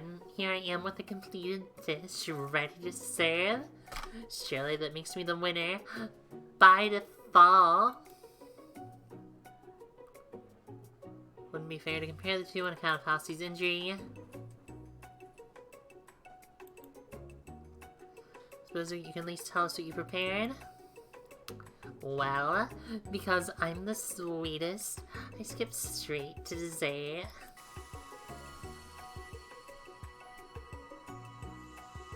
Looks so good. Taking the second option whenever given a choice. Oh no. Alright, I missed some discussion. Folded peanut butter bread. Sandwiches need 2 pieces of bread. Okay, sandwiches exist. Only sandwiches liar. French food pizza sandwich.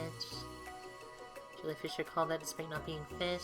They're not filled with jelly either. Take 2 slices of pizza and place them on top of each other. Does it become a sandwich?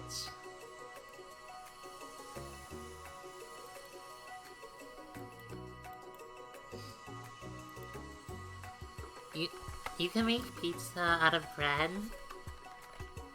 Sometimes I take... Okay, you take bread, you toast it, and then you take the toast, you put sauce on it, and then some cheese and some seasoning, and you put it in the oven for about like 8 minutes, and you have little tiny pizzas. And it's just little tiny pizzas made out of toast. It's for when you want bagel pizzas, but you can't afford bagels.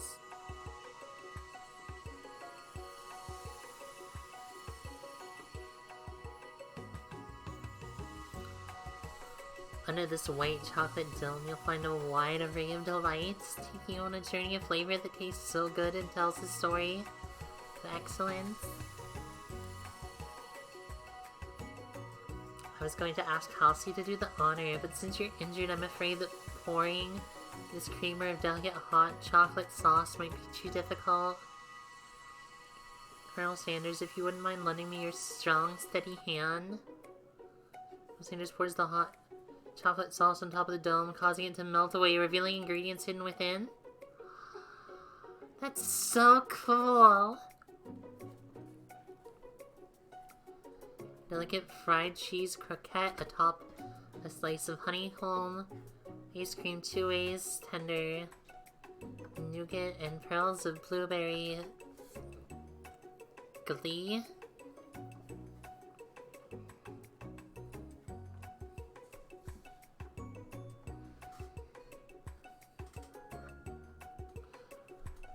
By transitive property pizzas and sandwich. This looks very pretty, but I don't think it's edible.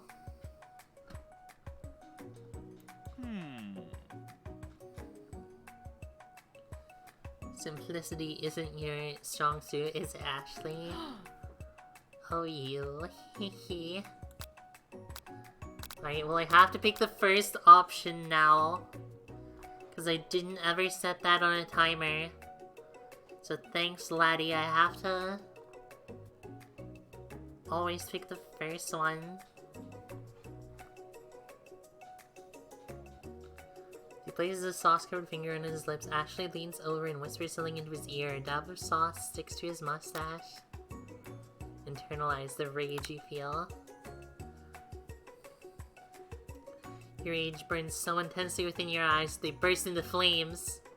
Flames cause your eyebrows to catch fire and turn to ash as they fall off of your face, which means people will have a hard time understanding your emotions for the rest of the semester, perhaps forever.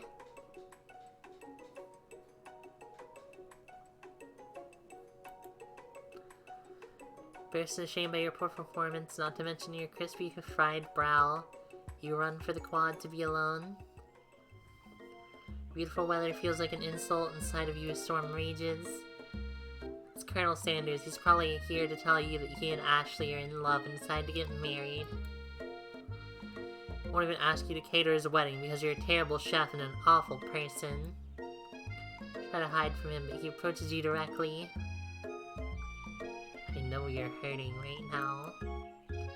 Not just from the devastating loss, but from that run-in with the mixer and that small fire. We should get that checked out.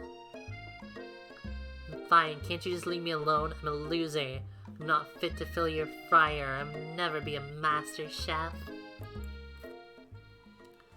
Failure is part of life, not just for you, but for all of us. Do you think I've never failed at anything before? That's exactly what I think. Well, think again. I wasn't always the man you see before you. Enrolled in culinary school, incredibly handsome, successful, motivated.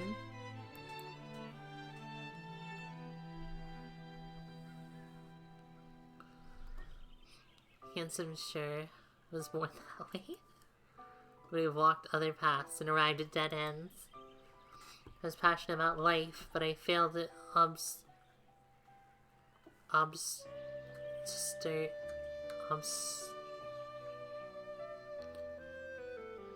I failed as an obstetrician. I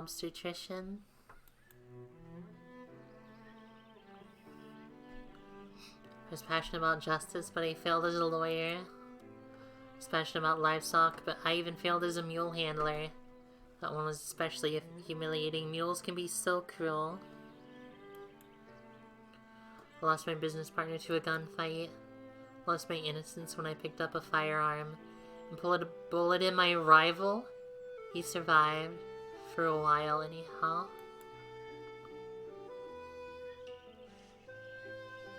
Didn't know. People see my delicate ribbon tie and well-kept beard and assumed I've got it all together, which is true now, but it hasn't always been. Sounds like this guy could really use a hug. I resolved then that I was going to amount to something, no matter the amount, or no amount of hours, labor, or money would deter me from giving the best I had to give. As Colonel Sanders changes focus, you can see something ignite inside of him, a burning passion. One has to remember that every failure can be a stepping stone to something better. My new dream is pure. It's honest. It's something that a humble man in a crisp white suit can be proud of. Create a new chain of chicken restaurants that will bring joy to the entire world and make up for my past misdeeds. Yay.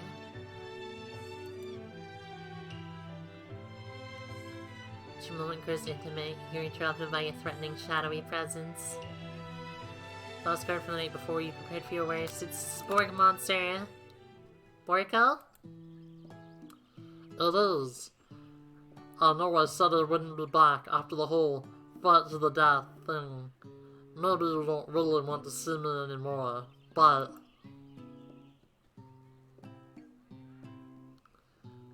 I just wanted to say I was wrong to attack you, and I apologize. I know what it's like having to always look over your shoulder. Monster problems, am I right? Aw, thanks, Borko. Glad there are no hard feelings. Getting jumped by a giant creature in the dark of night can really rile a person up. I also want to apologize for the way I switched right into attack mode. I know that you're strong, and cooking school. Yeah, I've slipped in. Cooking school can put a person under a lot of stress. I actually used to go to this school. I wasn't always a spork monster, you see. I don't believe it. You were human once? Well, no. I was a golden retriever. But I was still a student. Though one day some mean kids with a magic spellbook cast a dark enchantment on me, and I was forever transformed. Magic spellbook. Precisely. I procured a copy for myself, but somewhere along the way I lost it. If you find such book, I beg of you, respect it. You're a powerful chef, and shouldn't rely on such dark and evil magic. No, you should be protecting the innocent. It's such a hard voice to do.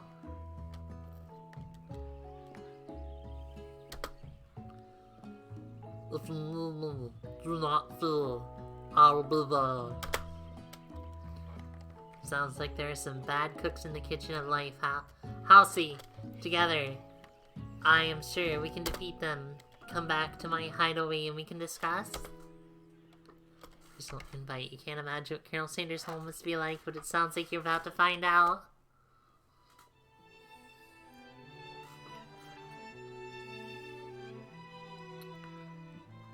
I'm glad you appreciate Sport One, Alex. It's like Colonel Sanders' home, surrounded by his things. You start to feel a special bond with him.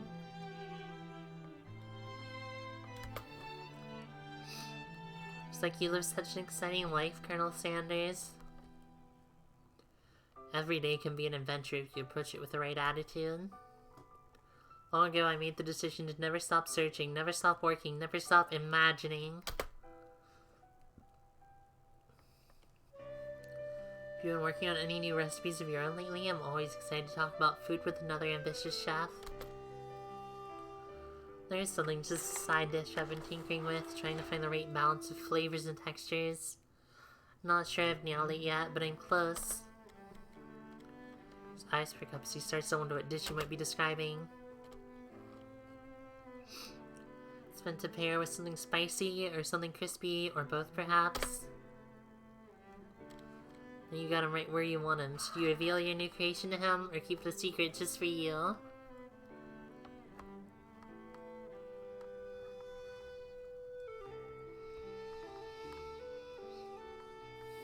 I'm gonna tell him. What should be coleslaw or something? You're as ready as you'll ever be to share your original cooking with Colonel Sanders. Yeah, I can't choose number 2. Before you can talk yourself out of it, you decide to dive in head first. Reach in your lunch bag for a special dish you've been keeping on ice all day. Present to you. My original coleslaw. I knew it!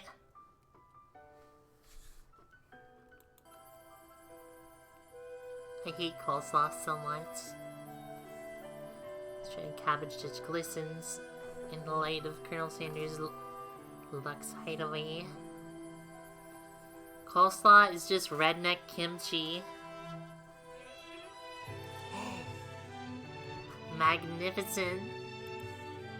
Together you chow down on the creamy coleslaw, till just a spoonful remains in the bowl.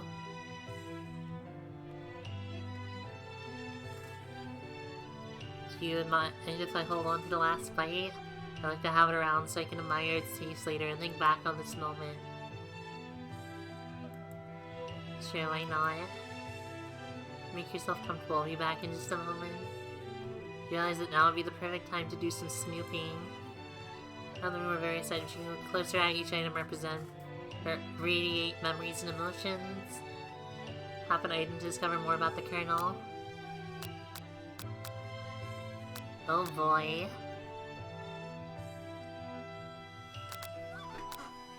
What's this? This must be where he keeps the secret recipe.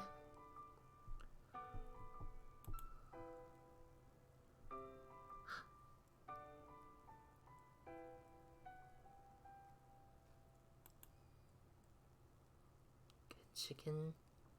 Be prepared. Sashimi style.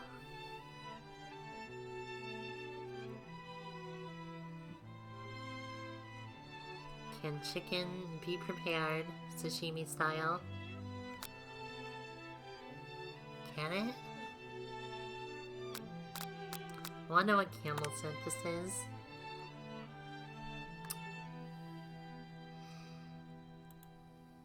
Power tool. Fishy search collar. Piece of wood floating in a lake. Summer of 69.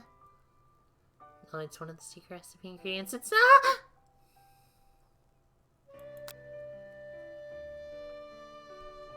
Learned a second ingredient.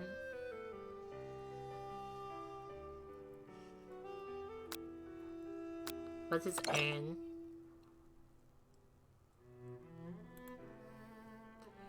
Realize the ashes of all my past careers and business failures.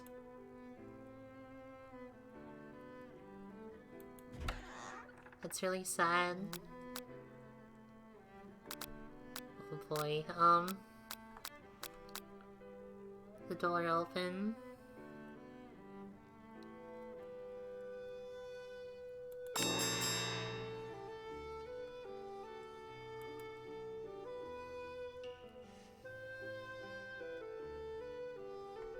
jacket is a bit big for you, but it's soft and comfortable. You give yourself a deep hug, breathing in his scent. See, home is where the heart is. Is this what he meant?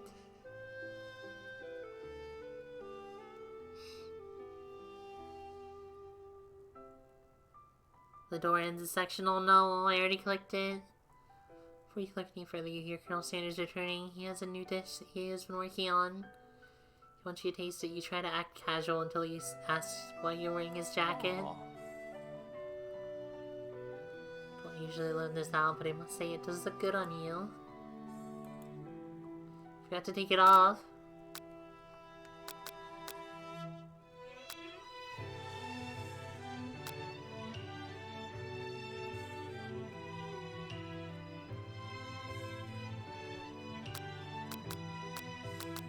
I'm gonna tell him the truth. I can't tell him I'm cold. That's the one I want to do. But I can't pick the section option.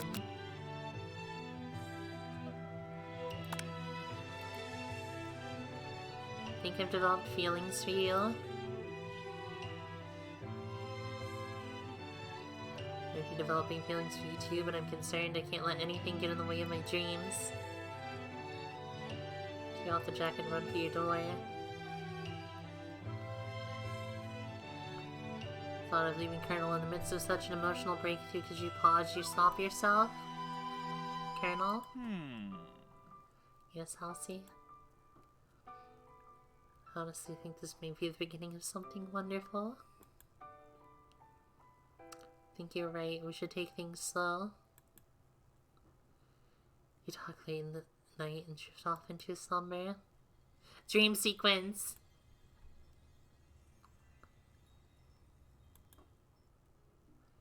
You awake to a beautiful morning in Colonel Sanders' hideaway. Did you make the right decision with how to respond to Colonel Sanders? Only time will truly tell. Today is a day that could change the rest of your life. Think about the new secret ingredient you just learned about. Blank. Some jurisdictions, blank isn't even legal. The recipe is a secret. How will they know? Thoughts are interrupted when Colonel Sanders emerges into the room. You're selling a gorgeously plated breakfast and your mouth waters at the sight of it. It's meticulous. Taste Colonel Sanders' food and it takes you on a journey. Your attorney is waiting to ask you the important question. So, would you say that we're the perfect match? Probably.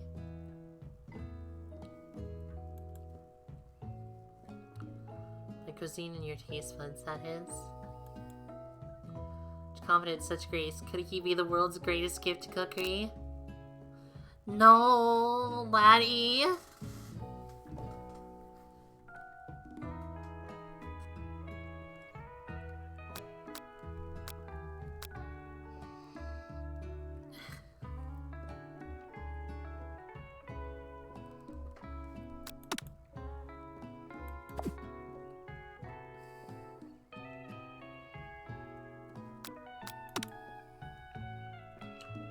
We're so close. We're so close.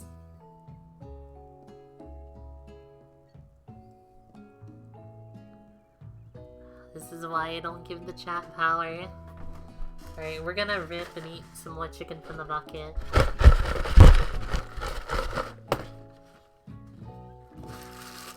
7 minutes up yet. I didn't set it to 10 minutes. I never fixed it. So it's still permanent.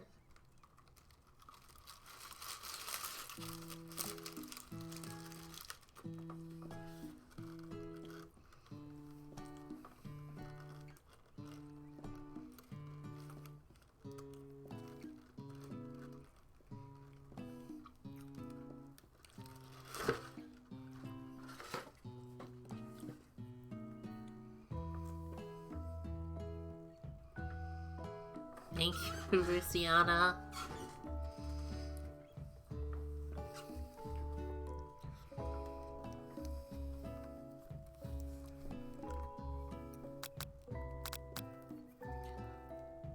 Thank you for... Thank you for the counter, man.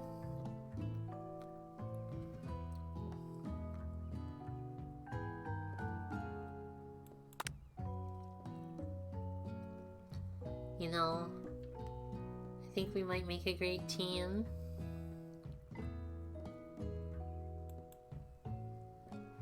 Single tear begins to fall in the corner of his eye as he gazes out the window.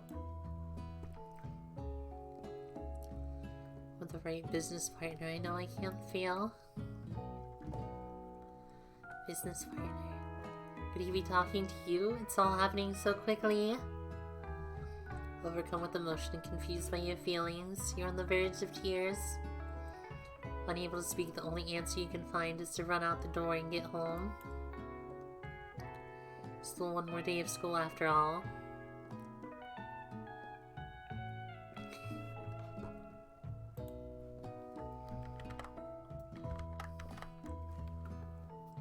University of Cooking School Academy for learning awaits for no one.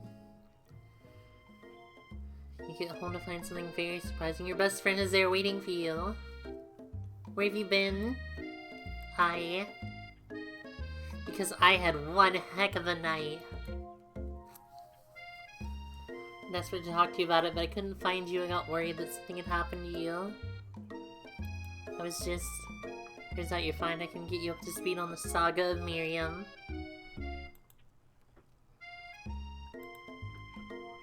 You'll not believe what happened to me after school yesterday. I went on a date. I can believe that. Since I've been partnered up with Clank, he asked me to go out with him. Of course, I told him you better keep your dials turned to polite and respectful. I'm not that kind of girl. I should have been on a date with Miriam. He's just interested in spending some one-on-one time together and getting to know me, and I said, yeah, sure. I can get to know a little metallic guy. Long story short, he took me skydiving with his friends, but things quickly spiraled out of control.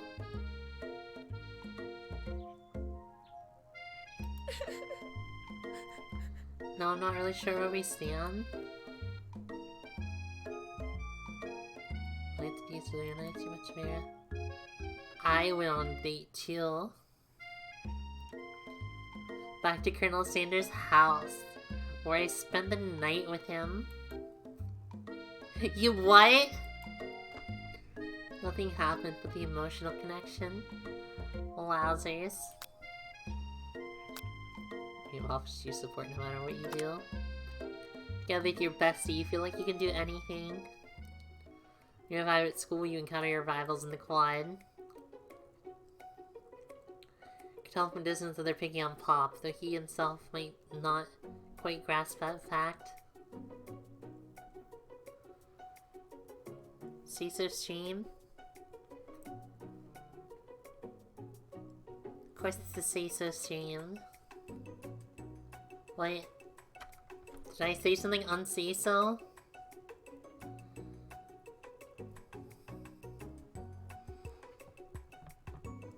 What? This is a Say-So stream.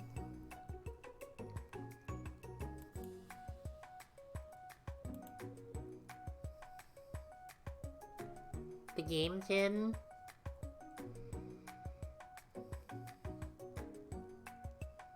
What? What's a swirly? It sounds delicious. Oh, it's great. I'll order you up one right away. I'll have my swirly with sprinkles, please. Hehe. Sprinkles is a dog and a treat. You can get your swirly dipped, too. Why don't you pick on someone your own size? Because I'm literally the biggest person at this school. There's that horse that Colonel Sanders rides to school. But who would dare pick on such a gentle and beautiful creature?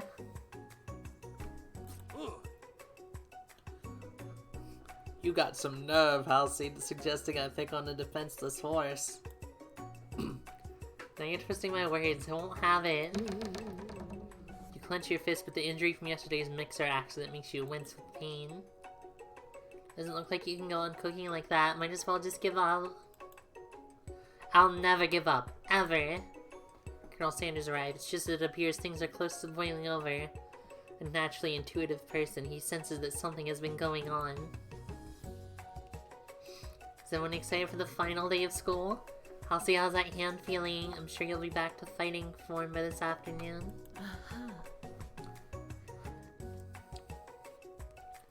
Aren't you concerned about my hands, Colonel? Yesterday, I almost broke a nail winning so hard. Technically, I don't believe a winner is decided, but your presentation was quite impressive. What's he doing complimenting her? But what about the flavor of my delicate, warm, gooey chocolate sauce? It was clear that you're passionate about how your food is received. It's a lot of words to say it was bland. Excuse me, Halsey. I am more than capable enough to speak for myself. Maybe you could tell me more of your thoughts as we walk to class, Colonel. Why is interested in discussing the fine art of fine food? See you inside, Halsey. No! Dang it, Ashley.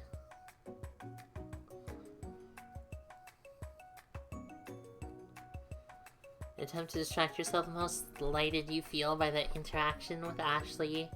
Take out the spellbook you received yesterday and start flipping through the pages. Oh, that's that book? It looks like bad news. Just something I found lying around. It would appear to be some sort of grimoire. But I don't really believe in them. You're still really annoyed at Ashley's name. Grimoire? I don't know. Who would spend so much time decorating a magic book if it weren't really powerful? Think of one surefire way to find out. You open to a page covered with arcane warnings. Cast only in case of extreme emergency, it says around the edges of the page. Could use a spell here that says it will erase everyone I choose from all of my memories. If I scrub out Colonel Sanders, it would probably help me focus better on the upcoming final exam. It's way drastic. Couldn't you do something else? Like anything else? Not rooted in dark magic? Maybe tie a string around your finger? Fine, it is drastic, but desperate times call for desperate measures. Got a memory erasing spell sitting right in front of you and a pretty good excuse to try it.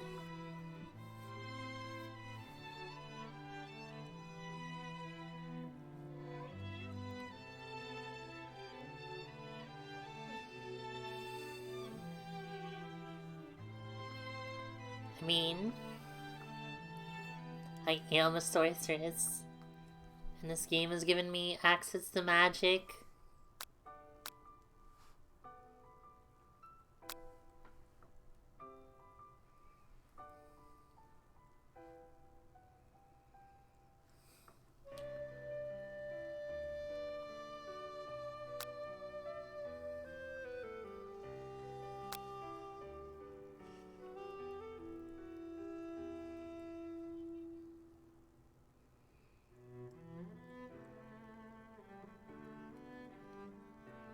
Activate my spell. You begin to recite the spell, but you stumble on the words, and the only effect it seems to have is to make you forget what it is you were doing. Right after looking at the page, it comes back to you. You've got a memory erasing spell sitting in front of you. A pretty good excuse to try it. Something about this moment feels very familiar. Cast it.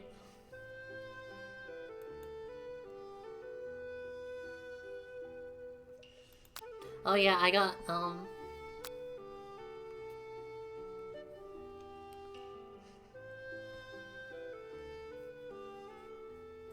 cast it.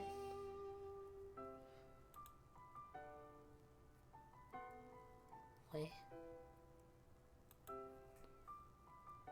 What do you mean keep casting it?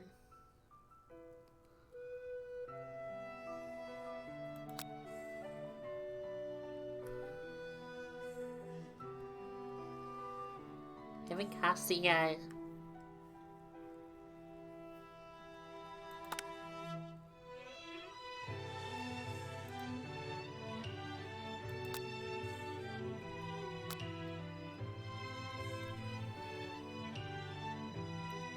You guys nothing?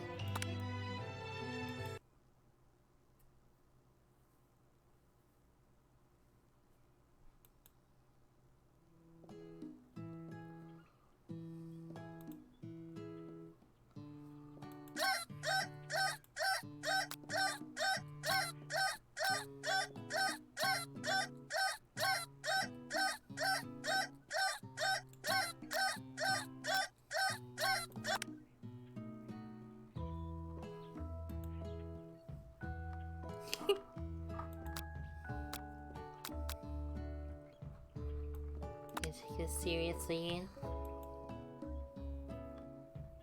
Toothbrush check, hair comb check. Fits deodorized. Nothing can stop you now.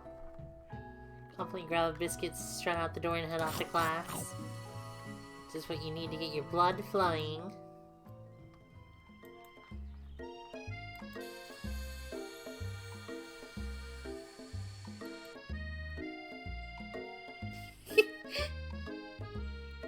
Good morning, Hoss. Are you excited for the first day of the rest of our lives? Because I sure am excited and a little nervous. Okay, a lot nervous. This morning I made breakfast myself. When I ate it, I couldn't taste any love in the food. What if I'm no good? What if I fail?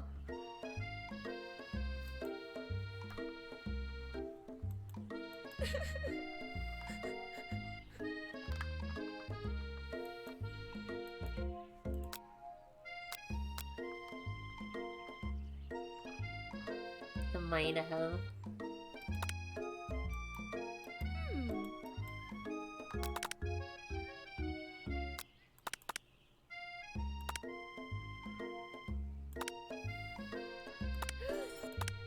There's only one way to find out.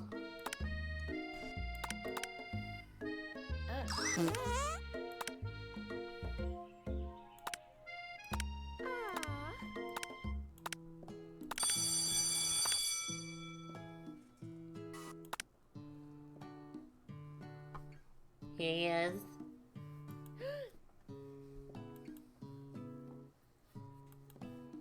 Harlan's back. Colonel Sanders.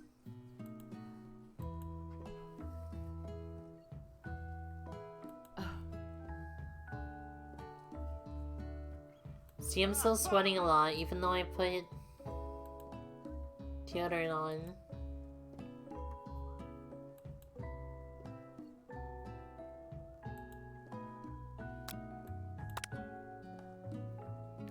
You didn't forget about the new deodorant this morning. This costume is hot, hot, hot.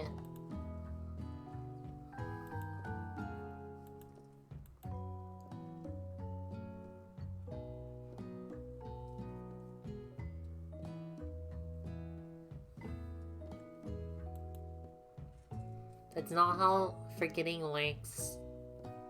Forgetting things doesn't reset time.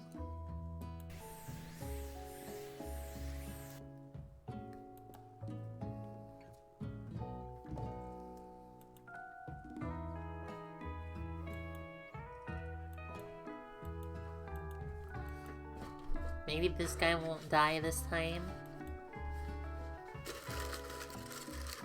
See?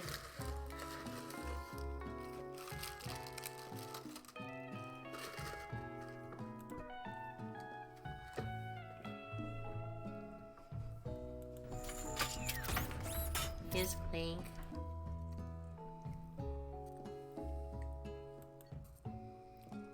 Clanky rascal.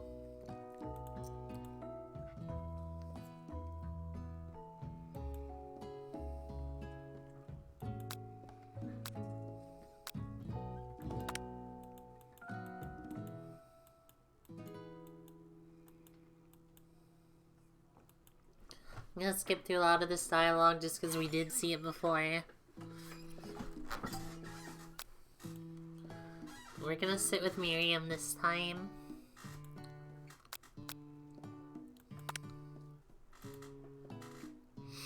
I'm so glad to have you near me to support me through this class. Of course, you're my best friend. Who else would I sit by? Colonel Sanders, he has such a magnetic personality, and there's a seat open right next to him. If you had sat there, you might have gotten to know him a little better.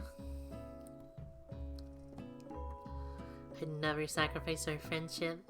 Besides, I'm sure I'll get the chance to talk to him later in the semester. Got 3 whole days, it's like a lifetime. So you say, but now that Miriam mentions it, Colonel Sanders is just so darn dreamy. So you settle into your seat, the professor makes an announcement. Pop quiz.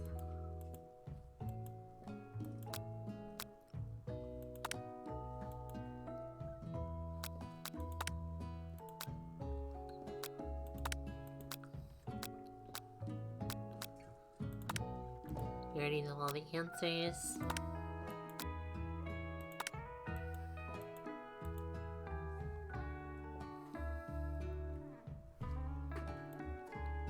But I have to confess, I think you have a beautiful brain.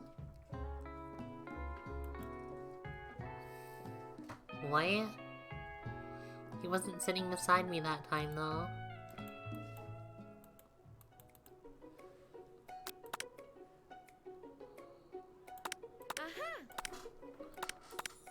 Alright, here it is, chicken bucket.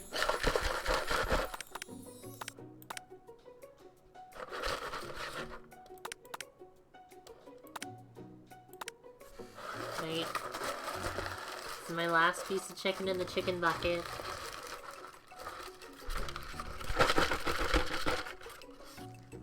Gonna have some chicken ASMR.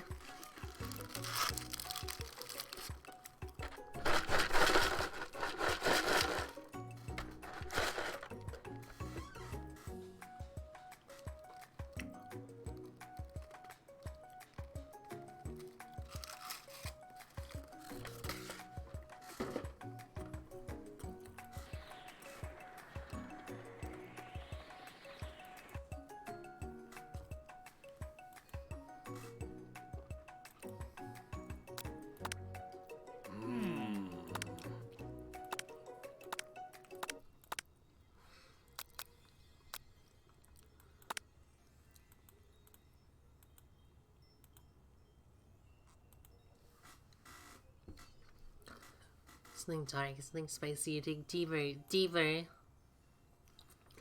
Even if you're still until you find it. Could it be blank? How, he really did. How bold, how adventurous to use blank.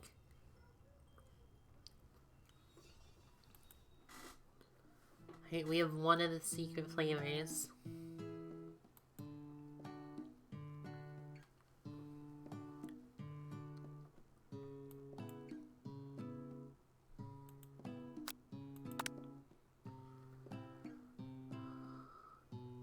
Aww. What happened to the email?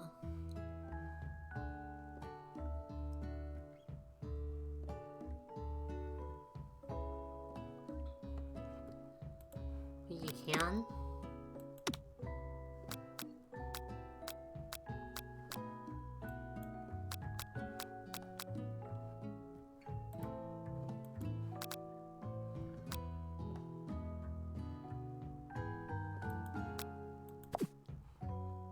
But I learned another thing. What do you mean racism happened? Aww.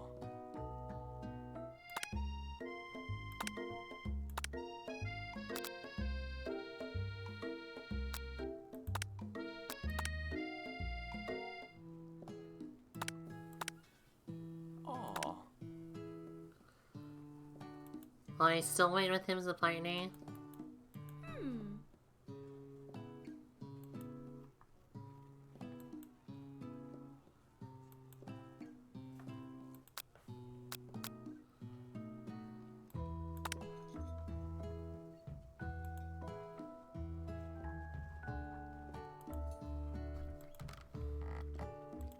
mean, if you want. Yeah, I want to be Miriam's partner.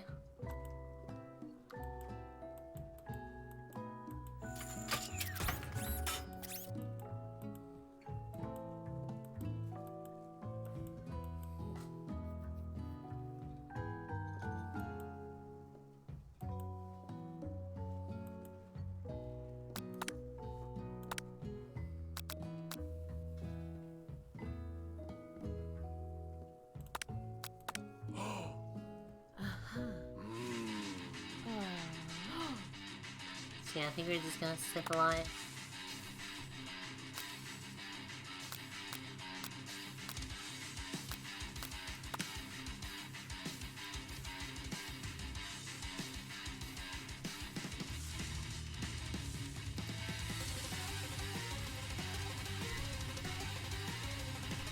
Mrs. May respect all fair agreements from contracts to handshake. I took on hostage my partner for activity and I stand by it. As you choose behavior, so you're perfect for each other. And you review his house's natural talents or their loyalty.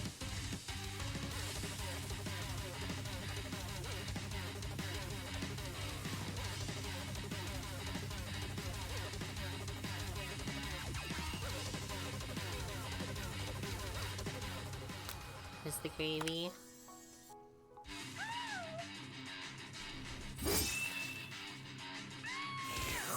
And he died.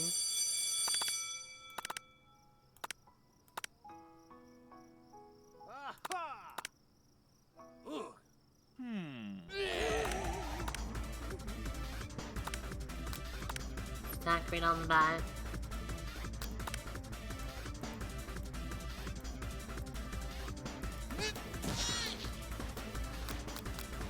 Wait, so if we defend...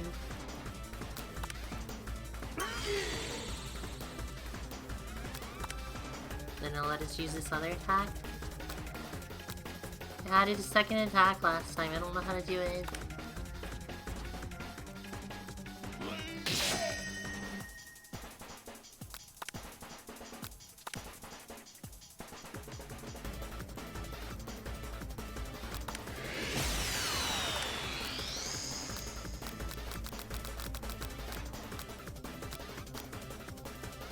Sam.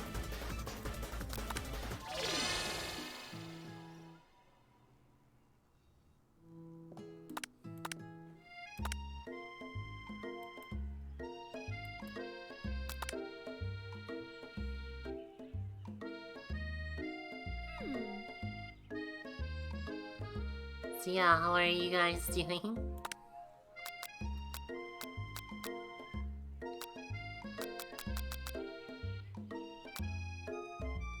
Wait, did you even tell me an ingredient this time around? Didn't I just find it by, like, consulting the universe and meditating? I want cookies.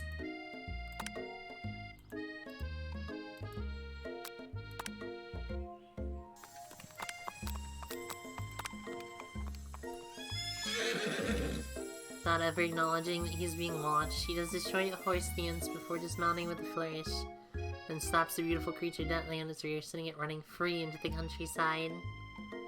So struck by the sight of him that you lose the ability to speak coherently. Oh, I didn't realize anyone was watching. Don't worry, he knows his way home.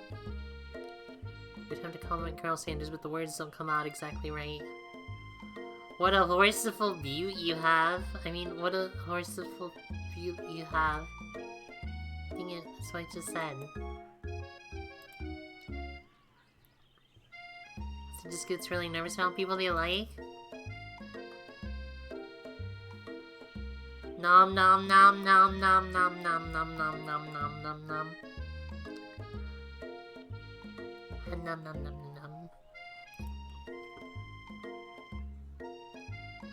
I mean, they got food poisoning and were up all night. It was gruesome. You should have seen it. Situation handled.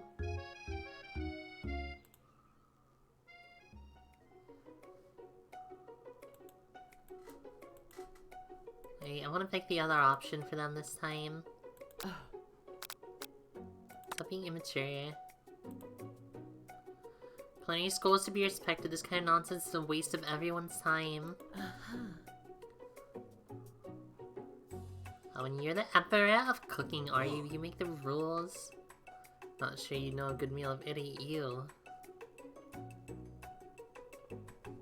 Pretty sure this is the same dialogue still.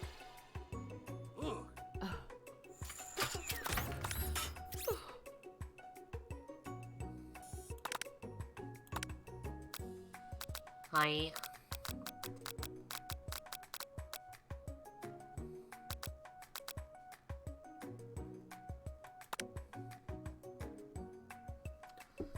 Grab the glass of water and gulp it down. It's cool and crisp like the purest snow melted by a mountain spring. Hey, that was mine. It's from my favorite toilet. You owe me $6? Gross!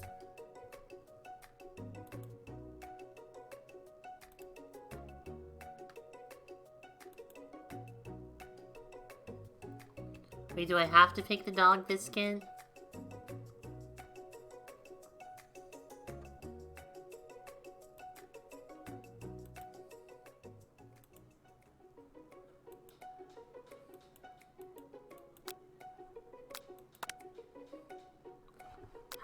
Fine.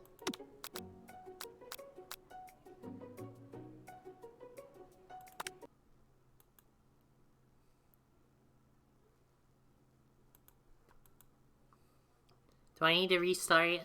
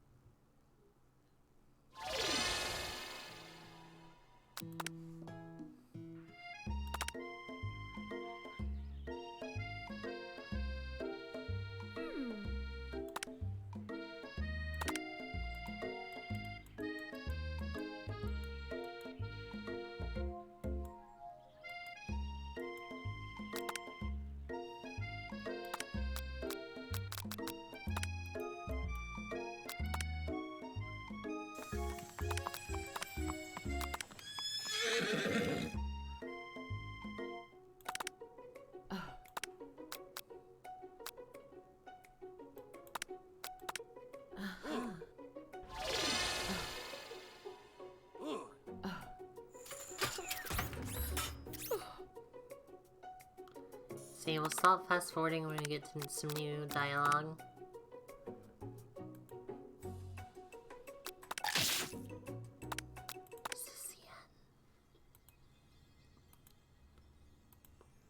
It's not your time, my friend.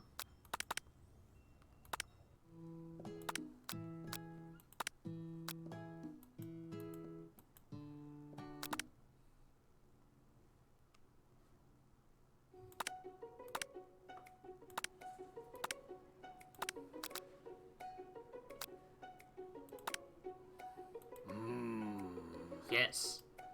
Yes.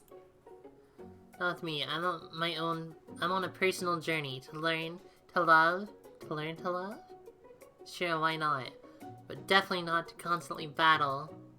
Yeah, stop getting your genres crossed. Don't you have some portable monsters to capture or something? I need to eat if I'm going to have the energy to sustain my education and pursue my dreams of being a master chef. How are any of us supposed to get anywhere if we're constantly fending off challenges from every know-it-all with an apron? Besides, I already brought my own lunch. Hosti, you shouldn't have it. It'll give you energy to succeed.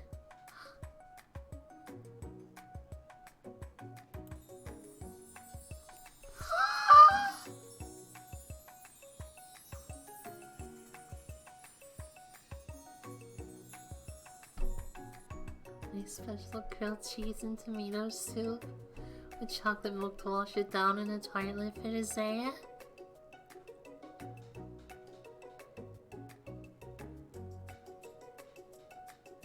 She's so good.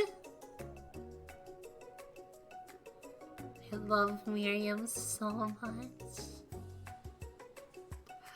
Look at this little chocolate milk straw.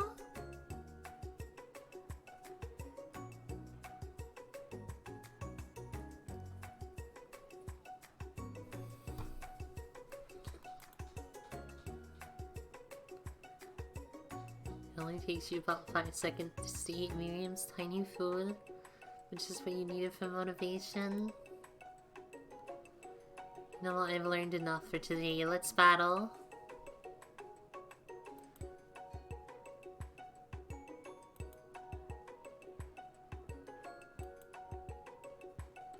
Do we turn on the timer? Well, I'm so nervous. Luciana, can you win this? Or do you always fail?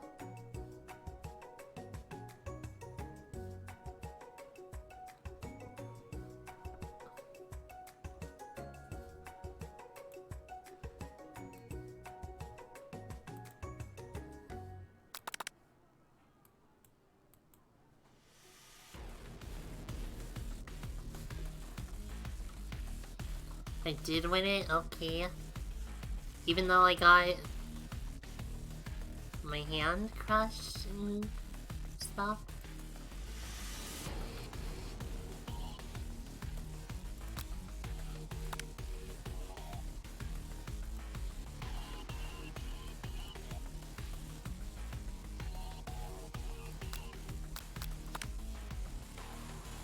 Oh jeez.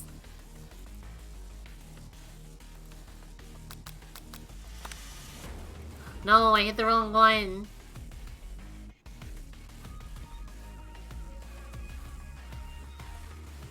Did I miss out? Do I need to start over?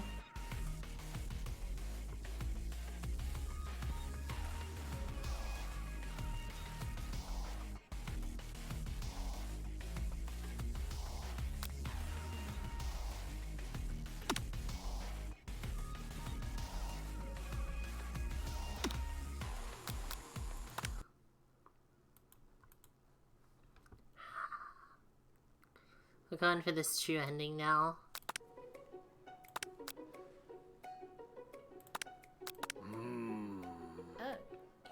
Eat these tiny foods.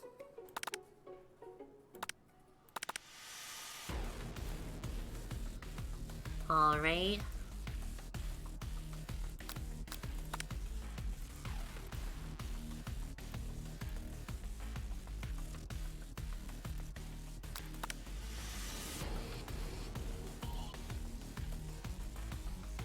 Gratitude.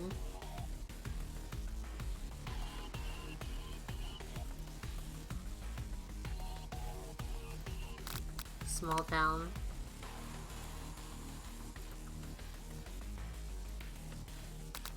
Silence.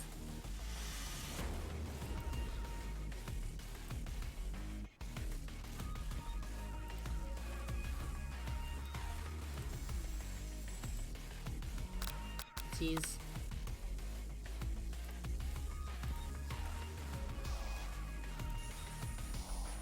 What a honk!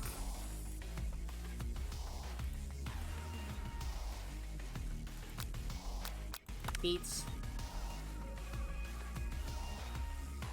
What does that have to do with crafting spectacular fried chicken and delicate baked biscuits? Fluff fluff?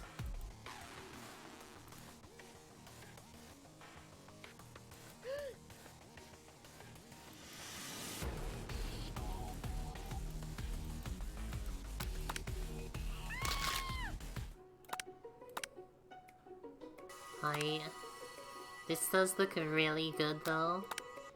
But I don't know if any of these things inside are actually edible. Can you eat any of this? Or is this just 9 garnishes and a little bit of chocolate?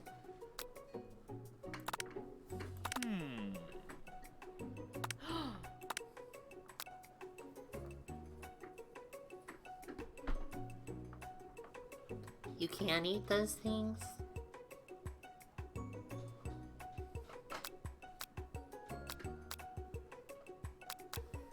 Wait, does this choice matter?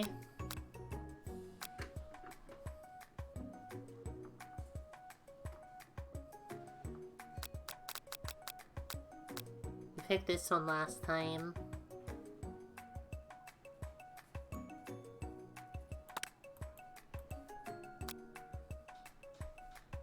Oh yeah, this one burns up my eyebrows.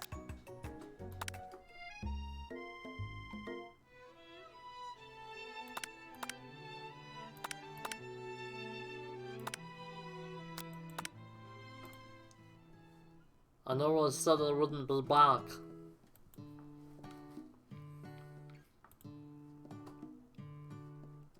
Man's the problems, am I right?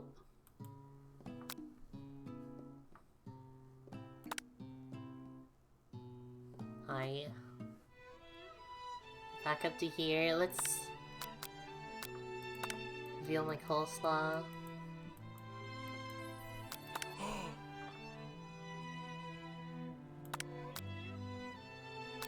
Okay, let's learn a little more this time. So we do this as a second ingredient.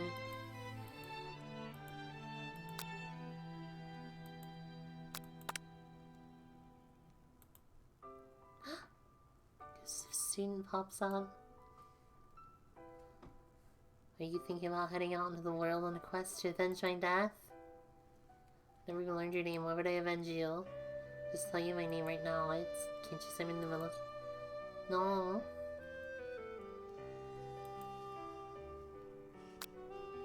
Real. It's a very realistic stuffed chicken sitting on a corner table. When you pick it up, you realize it isn't realistic, it's real. Taxidermy? Just more important to Colonel Sanders if it was alive. Lana, the clip to the chicken so it reads, "The true state bird of the great state of Kentucky." Like a silver hair is woven through the teeth of the comb. Upon further notice, you realize the hair therein isn't just silvery in color, it's made of spun silver. While the frame photo shows an old man who looks a bit like Colonel Sanders, standing with a friend. They hold fried chicken drumsticks and appear to be cheersing them. That's not what's happening at all. Hello?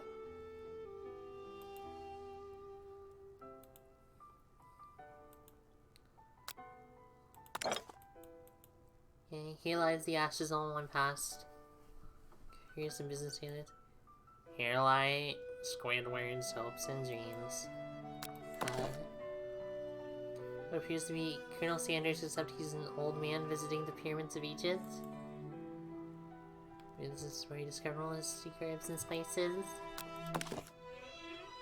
A little baby boy crawls across the floor from the goatee. Mustache combat he sports. You figure this must be Colonel Sanders himself.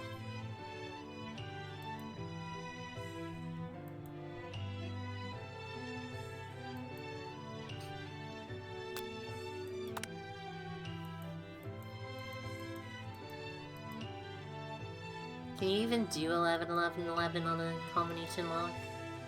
Can they all be the same number?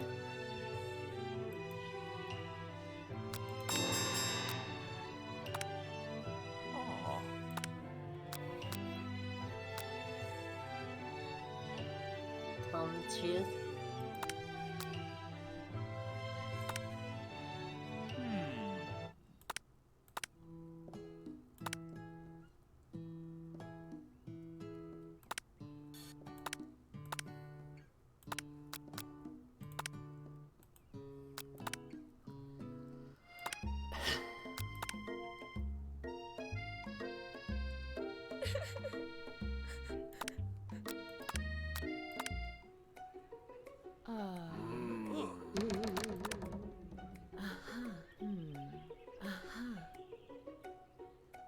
Alright, we're just about back here. Alright, this is where we left off, right? We were gonna cast this spell and then something happened, right? So let's cast it.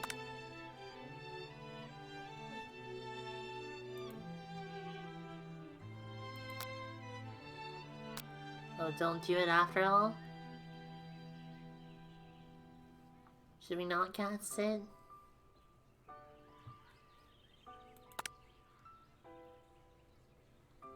This one. I already said don't cast it. This is always to make a quick announcement. I want you all to know I feel something of a dog moment coming on, but I assure you it's nothing to be afraid of. Excuse me, those scrunches up and begins to breathe quickly.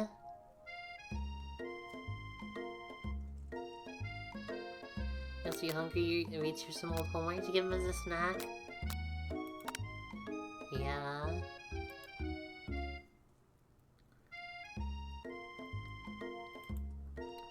apologize for the outburst. No, it seems cliche, but not much in this world satisfies like ungraded homework. My, Aussie.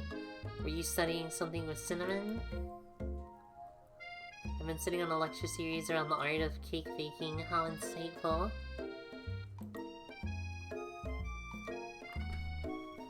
This brings me an important point.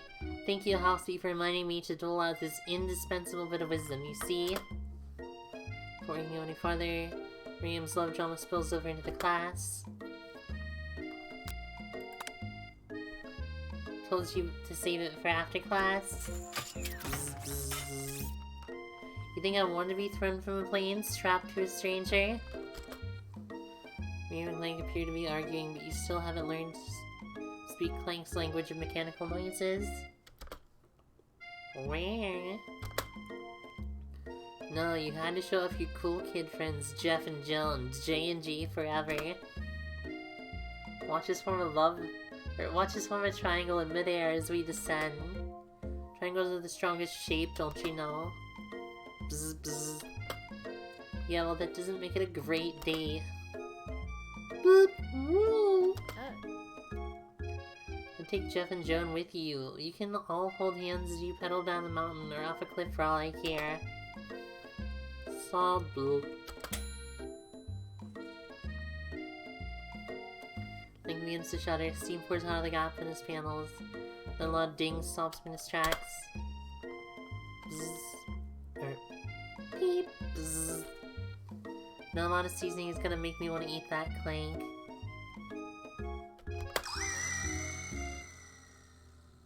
Deep fried sneaker, considering that he himself is wheels, not feet.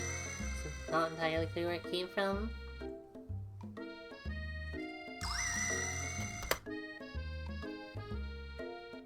In terms of deep fried footwear, I guess it looks okay. He slowly rolls out of the room to be alone with his shoe. Everyone tries to pretend like they didn't see that entire thing go down. Nothing like a loud public breakup to cast a pal over the final day of school. Yeah, Miriam is single again. Mustn't be distracted from eyes ahead. The final competition showdown challenge exam. GM. Still working on the title, but I think you all get it. Best time approaches. See you all in the arena.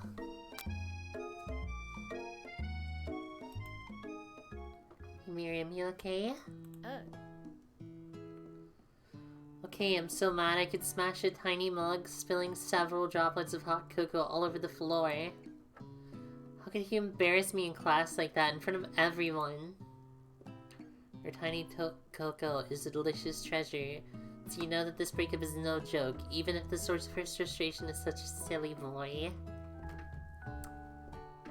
Silly boy.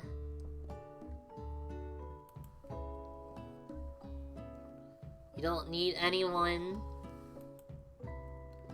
Me and you, we're gonna cruise this final test and hit the carpool lane to Success City. Liam brightens up, imagining the wind rushing through her short bangs.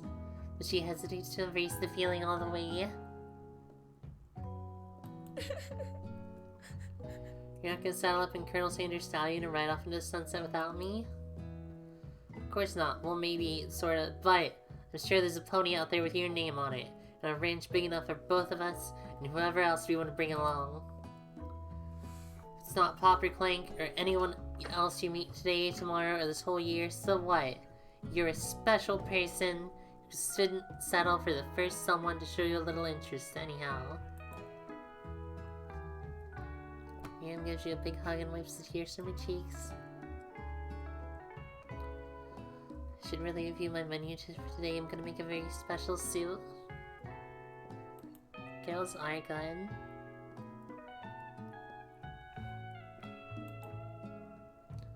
You're pep-talking Miriam. You completely missed lunch, but that's okay. You have a better idea of how to spend time before your exam. The arena early to practice a dish. It's the location of your final challenge. A test of will, a test of courage, a test of talent.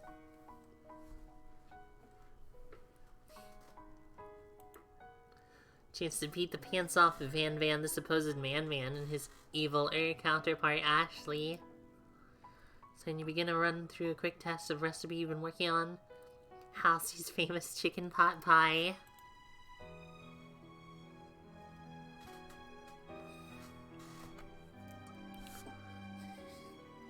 Every time I see chicken pot pie, I can only think of the Weird Al song.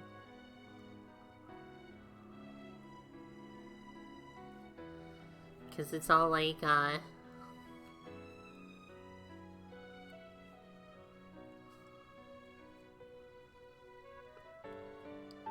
it's like,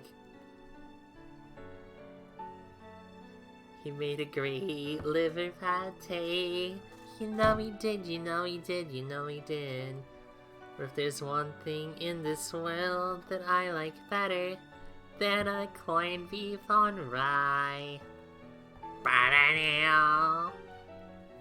it's chicken pot pie. Bow, bow.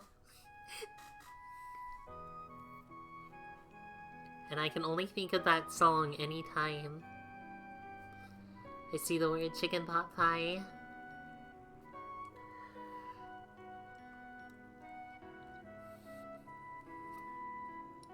Cram sessions interrupted by Colonel Sanders. Hossie, what are you doing here? There's still time before the final exam. Well, just take it all in. I'm big into visualizing success. I'm looking at my station and picturing victory. Victory! Popeye has begun to bake and the smell is slowly filling the space around you. Visualizing, huh? That's too bad. I was hoping you were cooking something delicious. Usually happily share your food with anyone who is hungry, but the last time you let Colonel Sanders get in your head, it cost you a cook-off. Besides, it's time to put your cooking above your romantic desires, but that decision is hard to stick to when timer goes up behind you.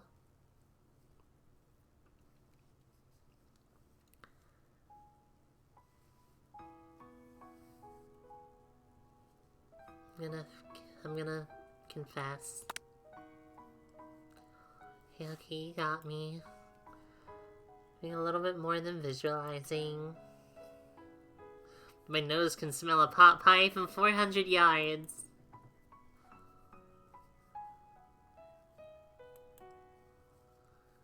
You know it was a pot pie just from the smell? Not just a pot pie, but a chicken pot pie with an all butter crust. What even is a pot pie? Oh no, is it burning? The smell it was made with a heaping helping of TLC. It'll probably start burning in a second if you don't pull it out. Wow.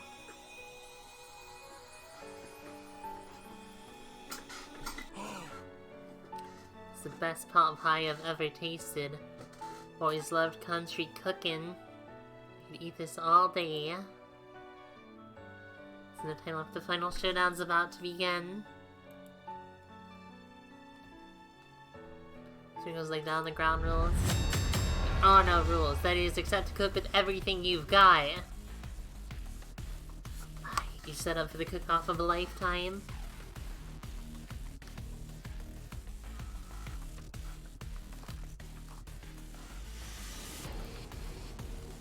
Mac and cheese plus the pot pie you've been practicing are just the dishes that'll push you over the edge to victory.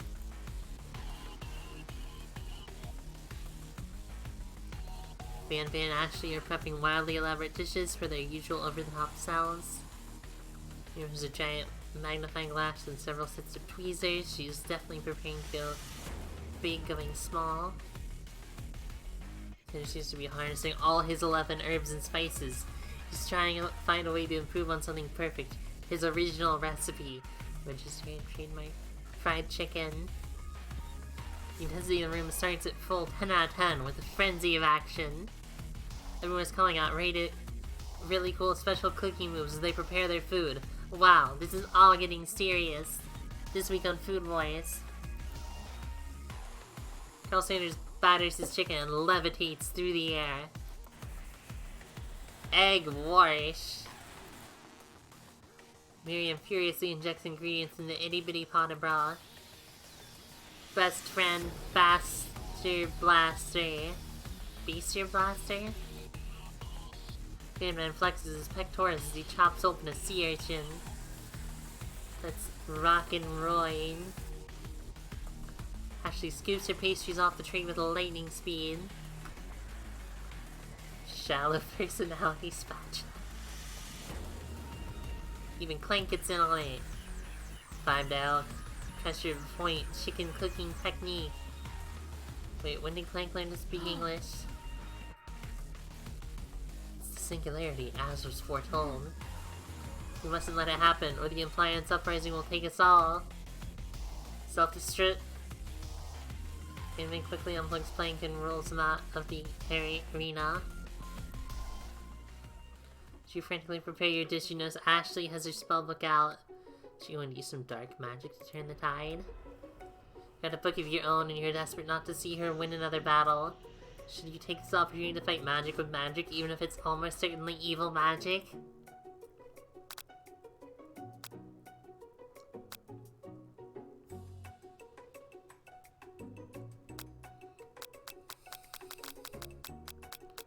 We gotta cast this spell, right?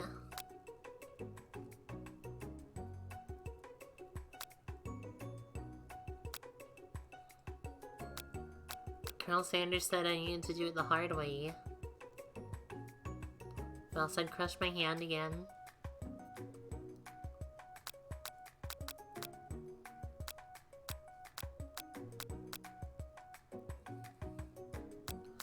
Do it the hard way then. It's magic when you've got passion.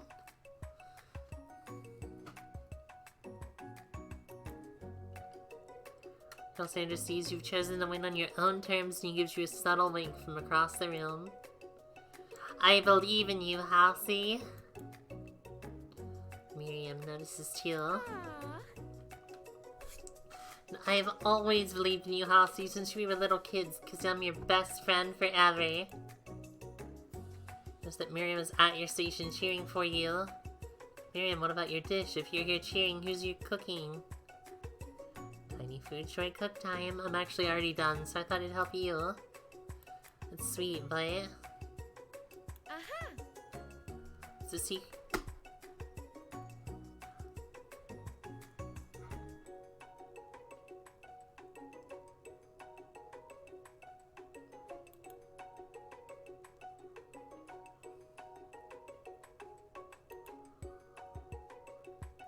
This is Steve, the Spork Monster. Steve, wait, what happened to Borko? You're not here to battle me, are you? The Spork Monsters are many. I think Borko had to deal off. You have conjured Steve and I hurt to battle, so I'd say you're doing pretty alright. Oh hey, you're in the middle of a cooking competition? I love this stuff. It's better than TV. Your crazy kids and your culinary skills really impress me. Mind if I hang out? Sorry, Steve, but I'm kind of in the middle of something. Do you mind? See, this work monster knows this, that you've got the grimoire stashed beneath your cooking station. I'll see what you're up to. Crisscross some magical items and accidentally summon me, huh? Yeah, you guessed it, sorta. If you're here, would you mind tossing some fresh noodles in a pot of salted water? I'd love to. I've always wanted to be the top chef, actually. You know, when I was just a little spork pop back in the old country. You can feel Spork Monster winding up to tell a very long and involved story. You don't know exactly where that came from, but it seems like it was probably lonely there. So you know what? Maybe you should watch from the stands. I really need to focus on the competition. I understand. It's kind of like that time in monster school that I'd fallen asleep during skill tactics class and then I woke up. She tosses a serious stare at Steve and he takes a hint. Never mind, I'll tell you later. Good luck. Alright. Do I give up and drop out of culinary school? Do I summon extra power from deep within myself? I do have hot takes about sporks. Specifically the ones at KFC. I don't think the tie-ins are long enough to, like, truly be able to, like, handle the chicken well.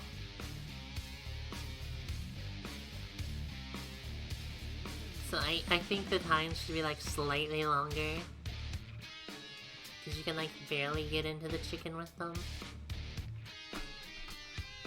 I don't know, maybe I'm using them wrong.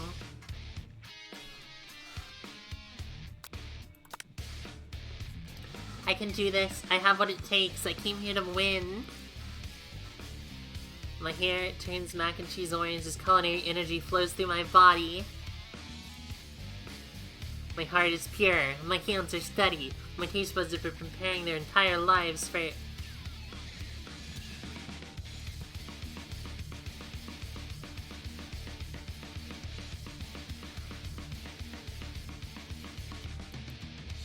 Interrupted my inspiring monologue. Sorry. My heart is pure, my hands are steady, my taste buds have been preparing their entire lives to this moment. We'll show the world my cookery. You're gonna levitate off the ground. Energy courses through your body. You know that with this power, you can do anything except turn back time, which would be super useful because while you're powering up your chicken pot pie, overcooked in the oven and can't be served. Don't worry, dear house, you may have suffered some setbacks, but it's not all lost. Because of your fortitude, Colonel Sanders decides you have earned his support. Since your station stands right beside you, I'm here to help. All you've managed to make is mac and cheese. Time's almost up, so you're going to need it. Colonel Sanders, what about the test? What will happen to you? What about the rules? Following the rules has never really been my thing. I follow my heart. White a guy. Colonel Sanders unfolds a delicate white towel to reveal the most delicate fried chicken tenders you've ever laid eyes on. Besides, sometimes unexpected combinations can have surprising effects that surpass their individual efforts. You suggesting we can combine forces, we form the perfect food union.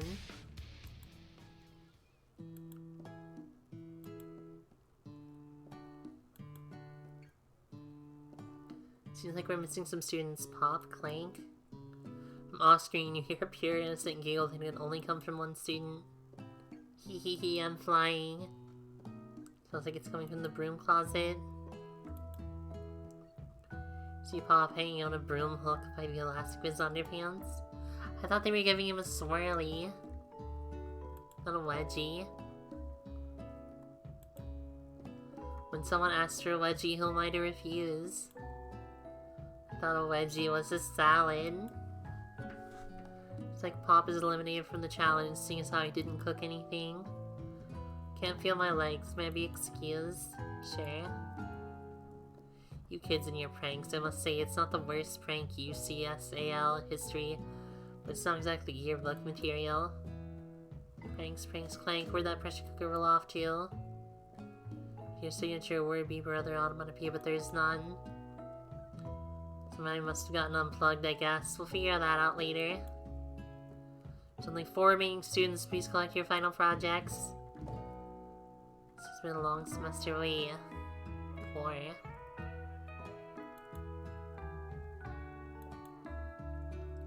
After days of hard work, the time has come for me to eat.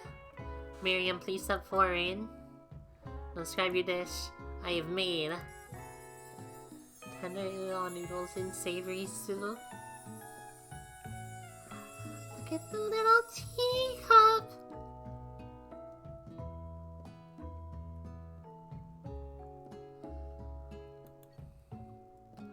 My word, it's so delicious. Is that teeny, tiny narutomaki I spy afloat in this itsy bitsy bowl? Yes, Chef. Please call me Sprinkles. Chef is my father's name. Yes, Sprinkles. And some green tea made with baby tea leaves that I picked myself. Sprinkles carefully snips around the dish before opening his mouth and letting just the tip of his pink dog tongue tick into the bowl. Sublime. Would anyone else like a taste? Well, I'm not one of those dogs who doesn't floss. I even have a really cute electric toothbrush for dogs. But I'll enjoy it all by myself. Last, the entire meal has been devoured. Not that took much, it was less than a thimble's worth of soup. A+. Rarely do I taste a dish with as much love poured into it as yours. Miriam is overjoyed. She gives you a huge hug. Thank you, Halsey, for helping me believe in myself. Van, you're out. Describe your dish. I made.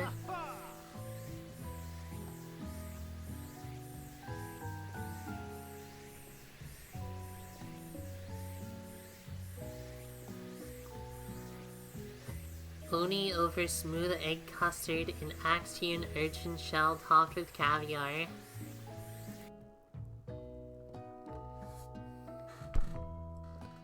Juice skewer one type of urchin was spliced from a second different colored type of urchin. Yes, sprinkles. Good much, didn't you think? It's exactly why I did it. A bit much is kind of my brand. Doesn't it look cool? Sprinkles leans in to sniff the uni, but he can't get his nose close on account of all the spikes. He begins to paw at it erratically, causing the custard to slosh around. Woof woof. Please be gentle with my cuisine. Thank you, Alice. Thank you. Grr. Finally, Sprinkles goes ollie and tongue first, but he can't get past all the needles. He reels back as his tongue is poked and prodded. Youch, my tongue. Esther appears to be having an allergic reaction to the sting. Oh no! I can't eat this, it keeps poking my tongue. Disqualified. Stunning turn of events. Who would have thought that serving food in a bowl made of needles could make it difficult to eat?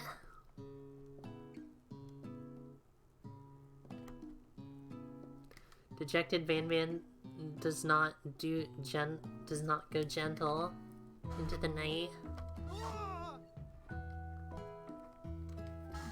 Disqualified for glamour. I don't discount simplicity. This isn't the last you've heard of me. Forcing us to endure his swollen tongue for another moment, Sprinkles graciously laps a bowl of milk. I know, yeah, I'm a dog and I drink milk. Get over it. Sometimes it helps my agitated tongue. Ashley, it's time to step up. I'll describe your dish. I made.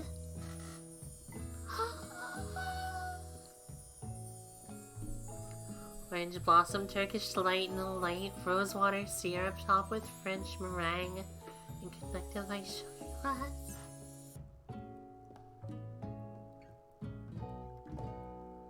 That's so pretty. Turkish delight is like not very good though, so it's so pretty. Yeah, Ashley wins.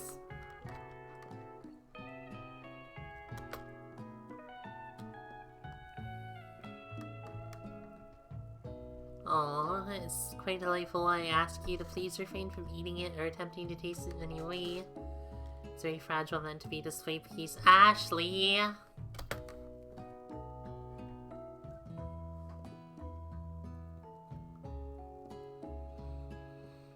Good one job. Good one job. Got toast in your ears or something, Halsey? I told you it's a display piece. Actually, I must say it is beautiful. However, this is a cooking competition at a cooking school. So I cooked it and I did an extremely good job cooking it. Too. I didn't realize that we were having an eating exam.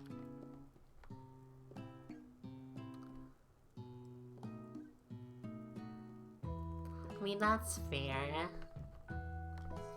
He never said at the beginning he was gonna taste it, did he? That's very fair.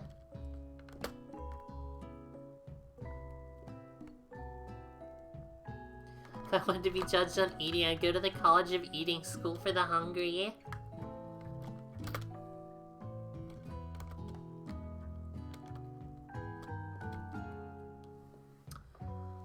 I suppose you could smell it if you absolutely insisted, but don't breathe too hard, you might disrupt the sugar spiral. If the food cannot be eaten, it cannot be judged. You are disqualified. Rage overtakes Ashley, and she finally cannot keep her two-faced routine up. You wouldn't know high-end cuisine if it cooked you. That Ashley storms off to rededicate herself to being the best, but this time without being shackled by trying to be fake nice and liked by everyone else. This isn't the last you've heard of me, either. This class gets much smaller, I'll be teaching myself. You and Colonel Sanders, the final cook, step up together. Two chefs. Began as a bowl of delicious mac and cheese. Has become something else. Here it is.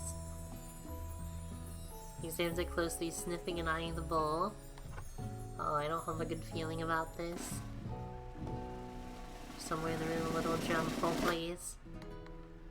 Just when I thought I've seen everything in this kitchen, you give me this thing. You completely blow me away. In my 49 dog years of life, I have never tasted anything so delicious and perfectly balanced. It's so delicious, in fact, that everyone passes the class.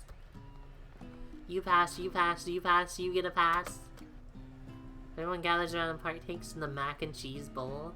You all seem to transcend this reality into another dimension. You win. Together, you and Colonel Sanders have made a new menu item. New menu item is so impressive, even Van and Ashley are drawn back in by its magnetic fragrance. They gaze upon your mac and cheese bowl. They admit that you indeed are an excellent chef.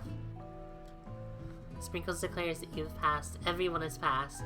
There were supposed to be more battles, but come on, how could they be better than this one?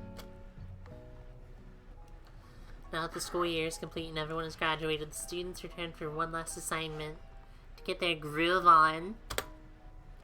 Cafeteria has become completely redecorated in order to serve as the site of the school's graduation dance. Compared to the massive high-tech cooking arena, home decor seems downright cute and cozy. Yo! DJ Dog is in the house! How. You knew that Sprinkles was a master chef, but also a world-renowned turntablist? Who says you can't teach an old dog new tricks? Van and Ashley tell everyone they've committed themselves to righting the wrongs they did while they were the villains.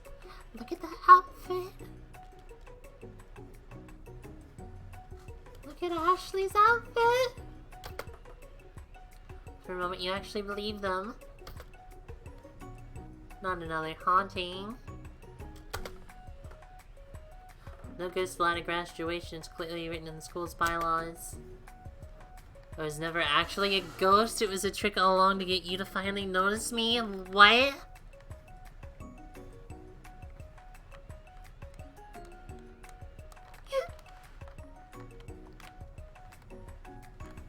Yeah, Ashley is really hot.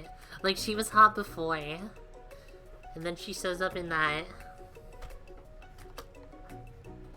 Amusing. And everyone's together.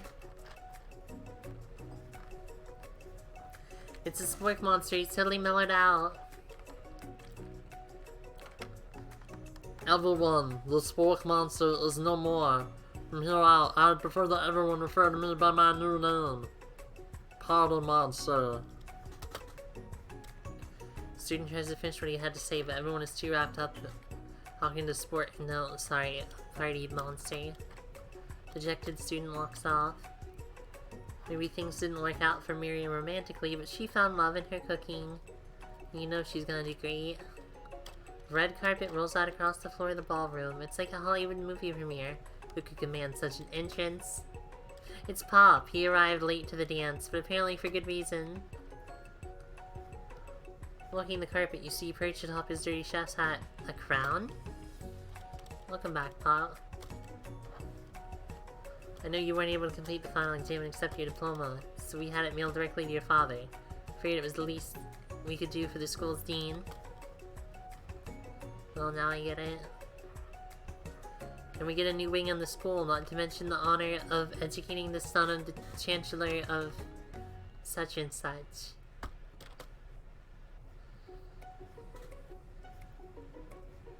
What? The music at the dance is interrupted by the sound of sparking and electrical hissing. It's Clank, who's arrived late to the dance. Now that I've graduated, I can reveal my truth. I'm still doing the talking thing. I'm Clank and I'm not from this earth. I'm actually from a faraway planet in another dimension. What? I feel like I knew this the whole time. Now I've learned the ways of your kind, I must return. Miriam, will you come with me? I don't know what to say. Besides no, obviously. Just begin to learn who I really am. This isn't the time for me to devote my life to figure out who you are, Clank. You're blown away by Miriam's maturity. It's perfectly cute. She managed to surpass you in that regard. And Miriam's outfit is also really cute. Like the overalls and then the little undershirt.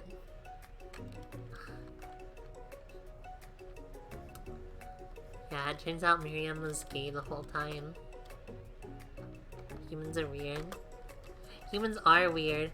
Portal opens up and Clank disappears through it. Finally, Colonel Sanders arrives.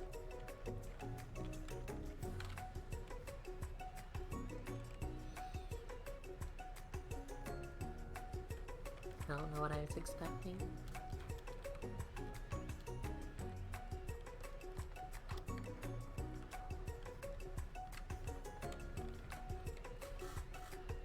Howdy, classmates. It's like the first day you met him, he has come prepared to feed the entire class. However, not enough to just give them a bucket of chicken. So it's a full meal.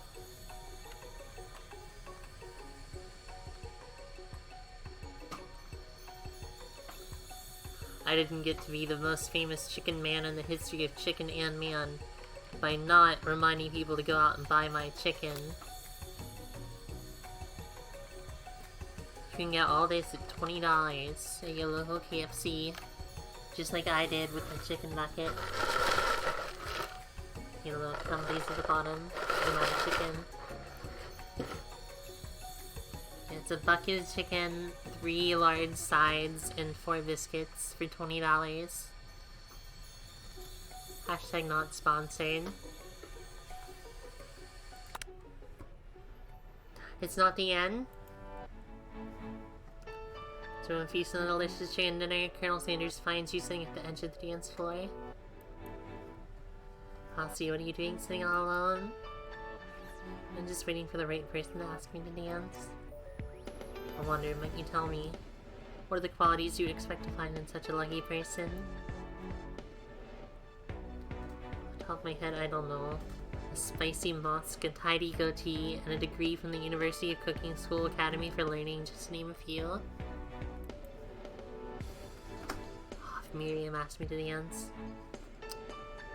How do you have a spicy musk? What even is a musk?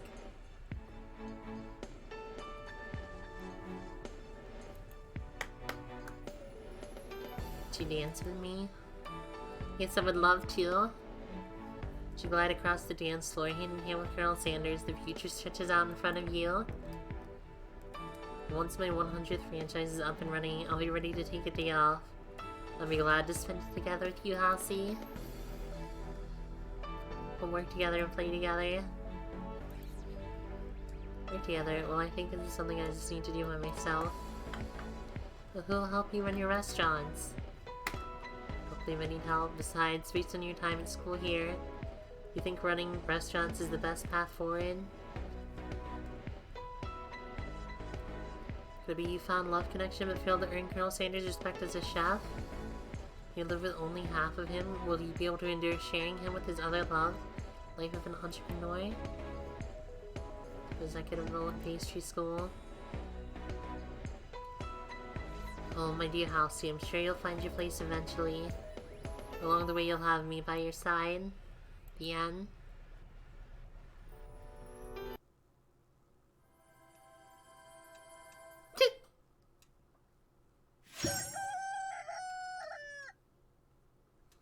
Did we win?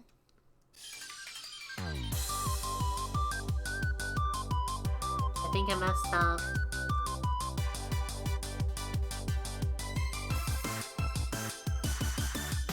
Yeah, I think I failed. That was a good ending. Called the true ending. We've been at this for 3.5 hours. I don't know if I have the energy to go through it again.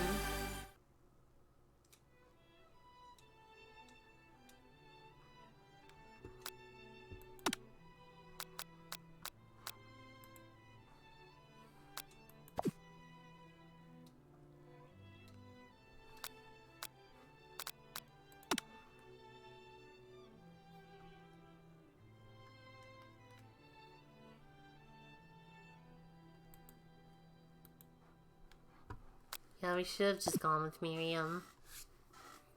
Honestly, I went into this... Okay, I'll give my opinions of the game now.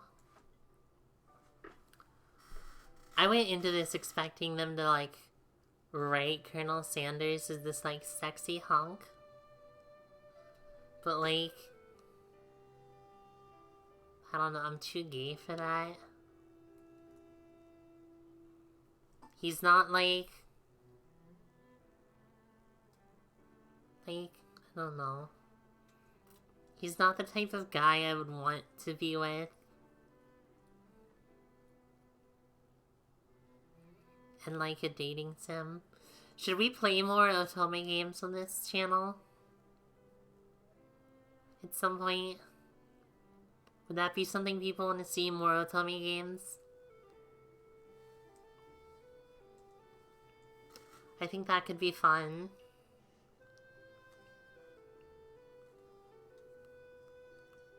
Play gay ones.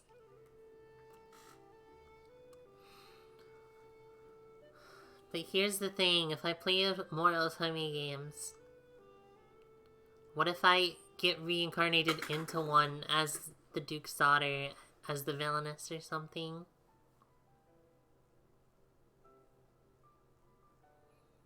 And I have to be reincarnated as the villainess of the Otome game.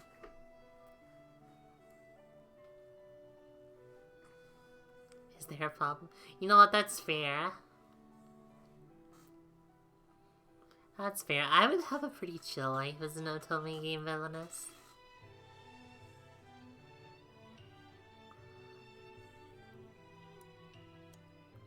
But I don't know, they didn't... There just wasn't any, like... There were like 2 points where I was like, yes, actually, Colonel Sanders... kinda hot. But the rest of the time he was just like really boring. And like... he was just like generic like Ikemen. I'll have to watch the movie and give a review on the movie. Maybe he's hotter in the movie. Cause like... I don't know.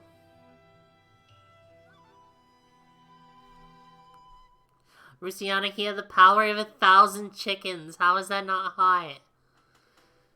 It's 1,000 chickens. Chicken attack. I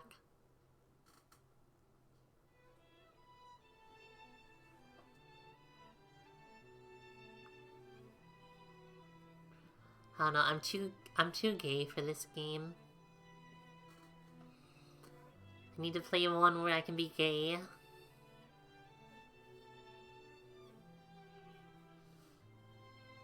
This game is too straight for me. I think even if I played like a yaoi one, I think it would still be better. Yeah, find me some recommendations. We'll see what we can play on here sometime.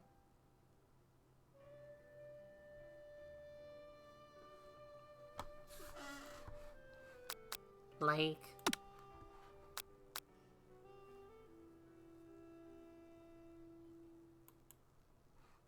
here's the thing.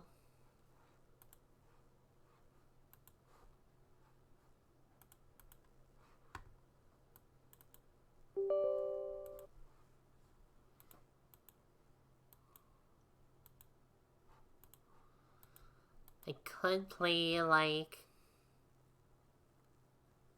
Thanks, Alice.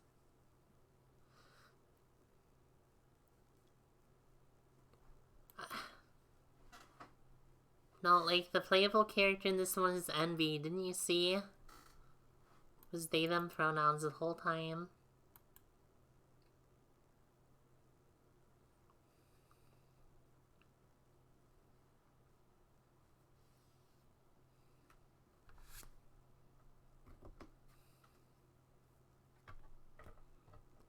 I don't know, it just wasn't as enticing as I thought it would be. Like, I bought my bucket of chicken, everything, and it just wasn't what I wanted.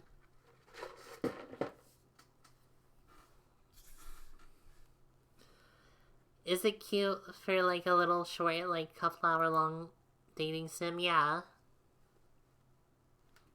Yeah, it was definitely cute. Definitely, I think I will play it again, try to get the cute endings, but, like, get the other endings.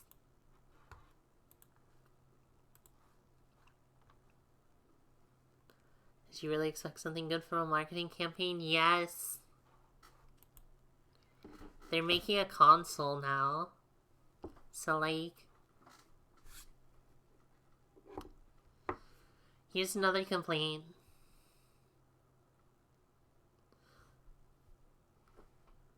Yeah, they better make a sequel for the KF console.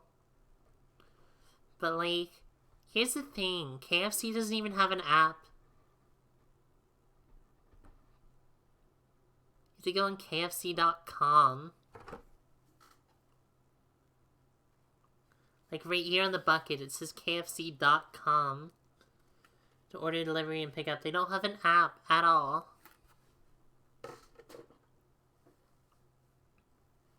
Well, they do have apps in other countries, but there's no KFC app in the US. Pepsi Man!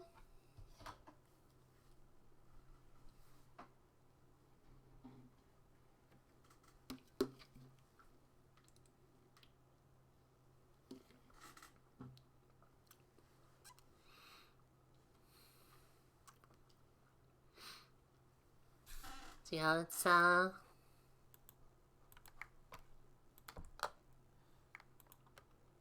hang out here for a minute.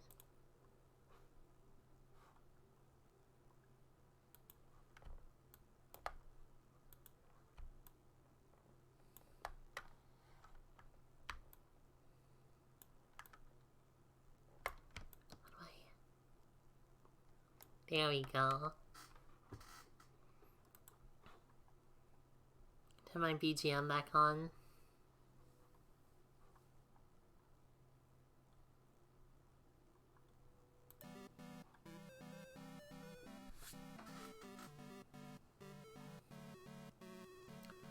So yeah, Merry Christmas everyone! Did everyone enjoy the stream?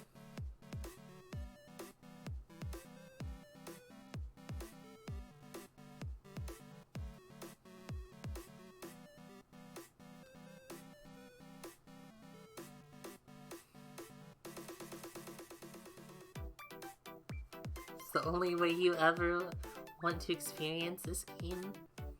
You're not gonna play it yourself, Gilly? Luciana 100%ed it.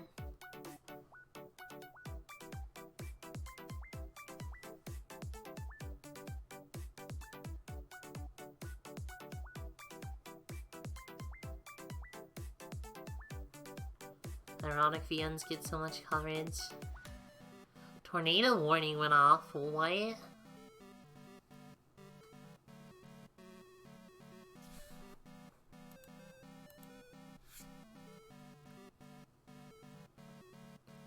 Like the siren, the shelter siren went off?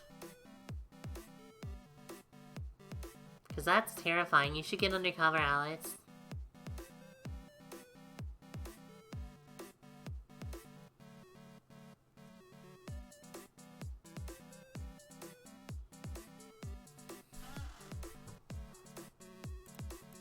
It's probably not a tornado, it's probably a kaiju or something.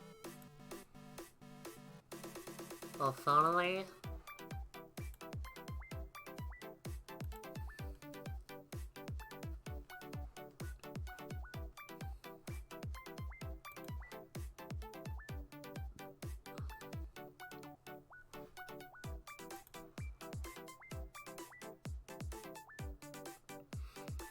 It's still very worrying. Is it... Are you safe there? Do you need to go get to safety?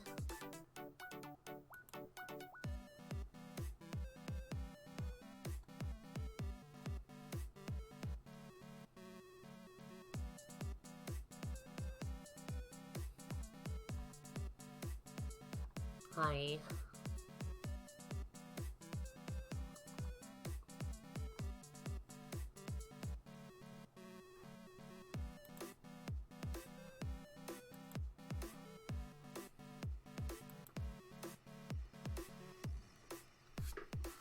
So I can tell you guys about how I almost died today. That could be fun. Large area got pinged. Okay, Gilly, Wizard of Oz is not an isekai. And I will tell you why. It is revealed in one of the Oz books that Oz is a continent on Earth. So it's not an isekai because they are in the same world. She just got carried to another continent by the tornado.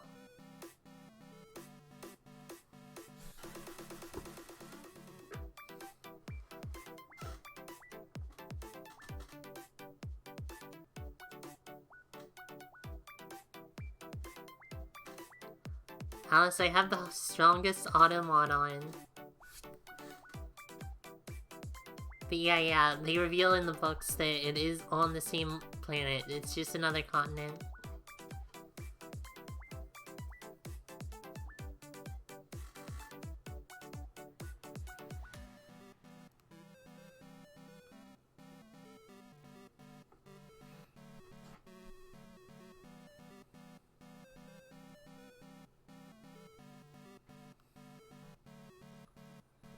Yeah, Alice in Wonderland, though, is an isekai. You can count that one. Narnia, also an isekai. Alice, why are you in Wonderland?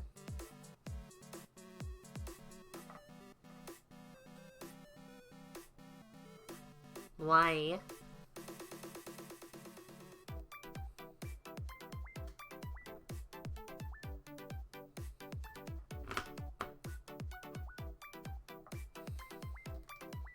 You want some ASMR?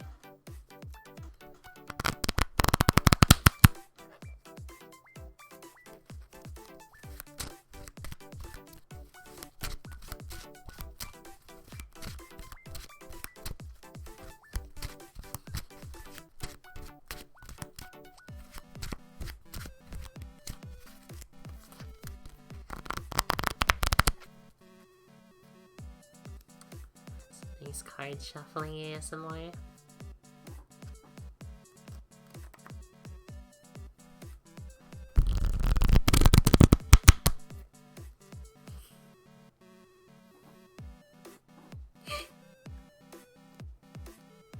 Yeah.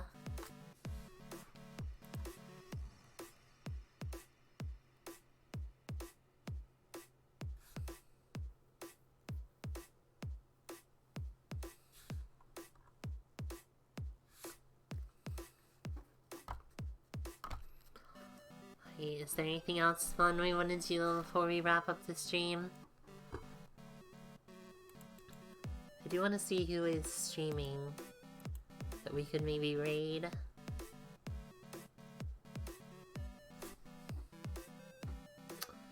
Oh boy.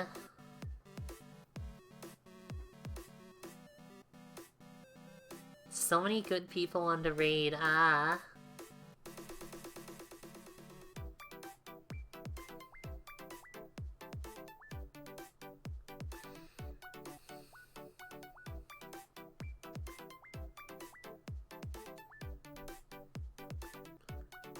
see. 3 Cookie Box is doing art, Saloon is doing Minecraft, Chelme is doing Among Us, Laprio is just chatting, Tara is just chatting.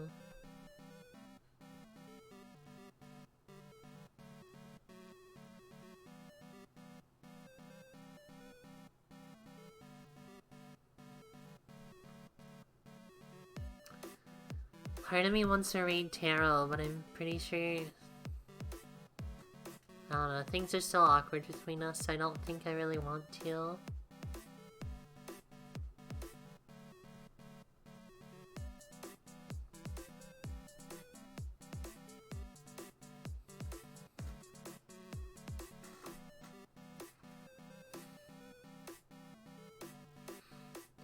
I'll let chat pick. Do you want to watch art, Minecraft, or Among Us?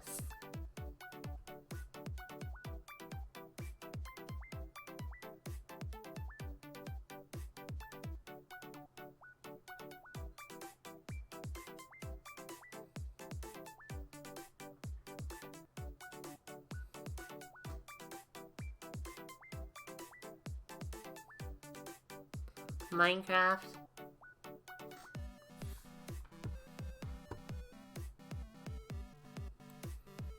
Alright.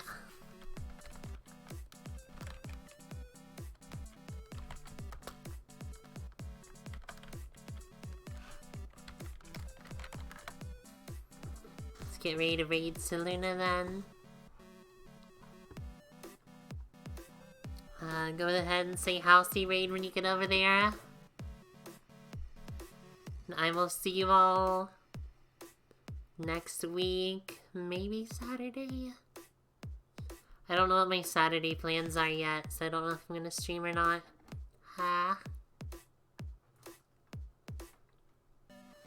But by Saturday, I should at least have the next week's stream schedule up. Make sure to check out... I think everyone here is already on the Discord.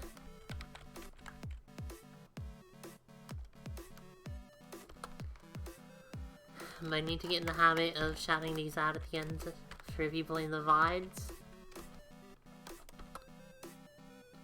So here's my Discord, here's my Twitter. Here's my YouTube. I haven't really put anything there yet other than VOD archives, but a certain bit challenge reward will be uploaded there in the near future, so hopefully, yeah, hopefully that comes out. It won't be here in time for Christmas, obviously, but it should be done by the end of the year.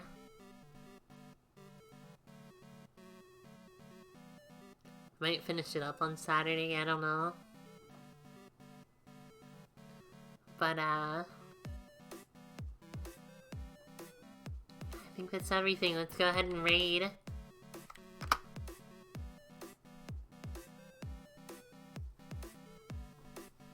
Exciting projects, yeah.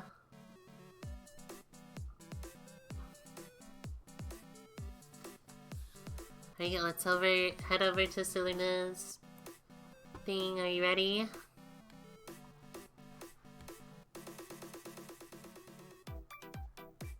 Ready, everyone?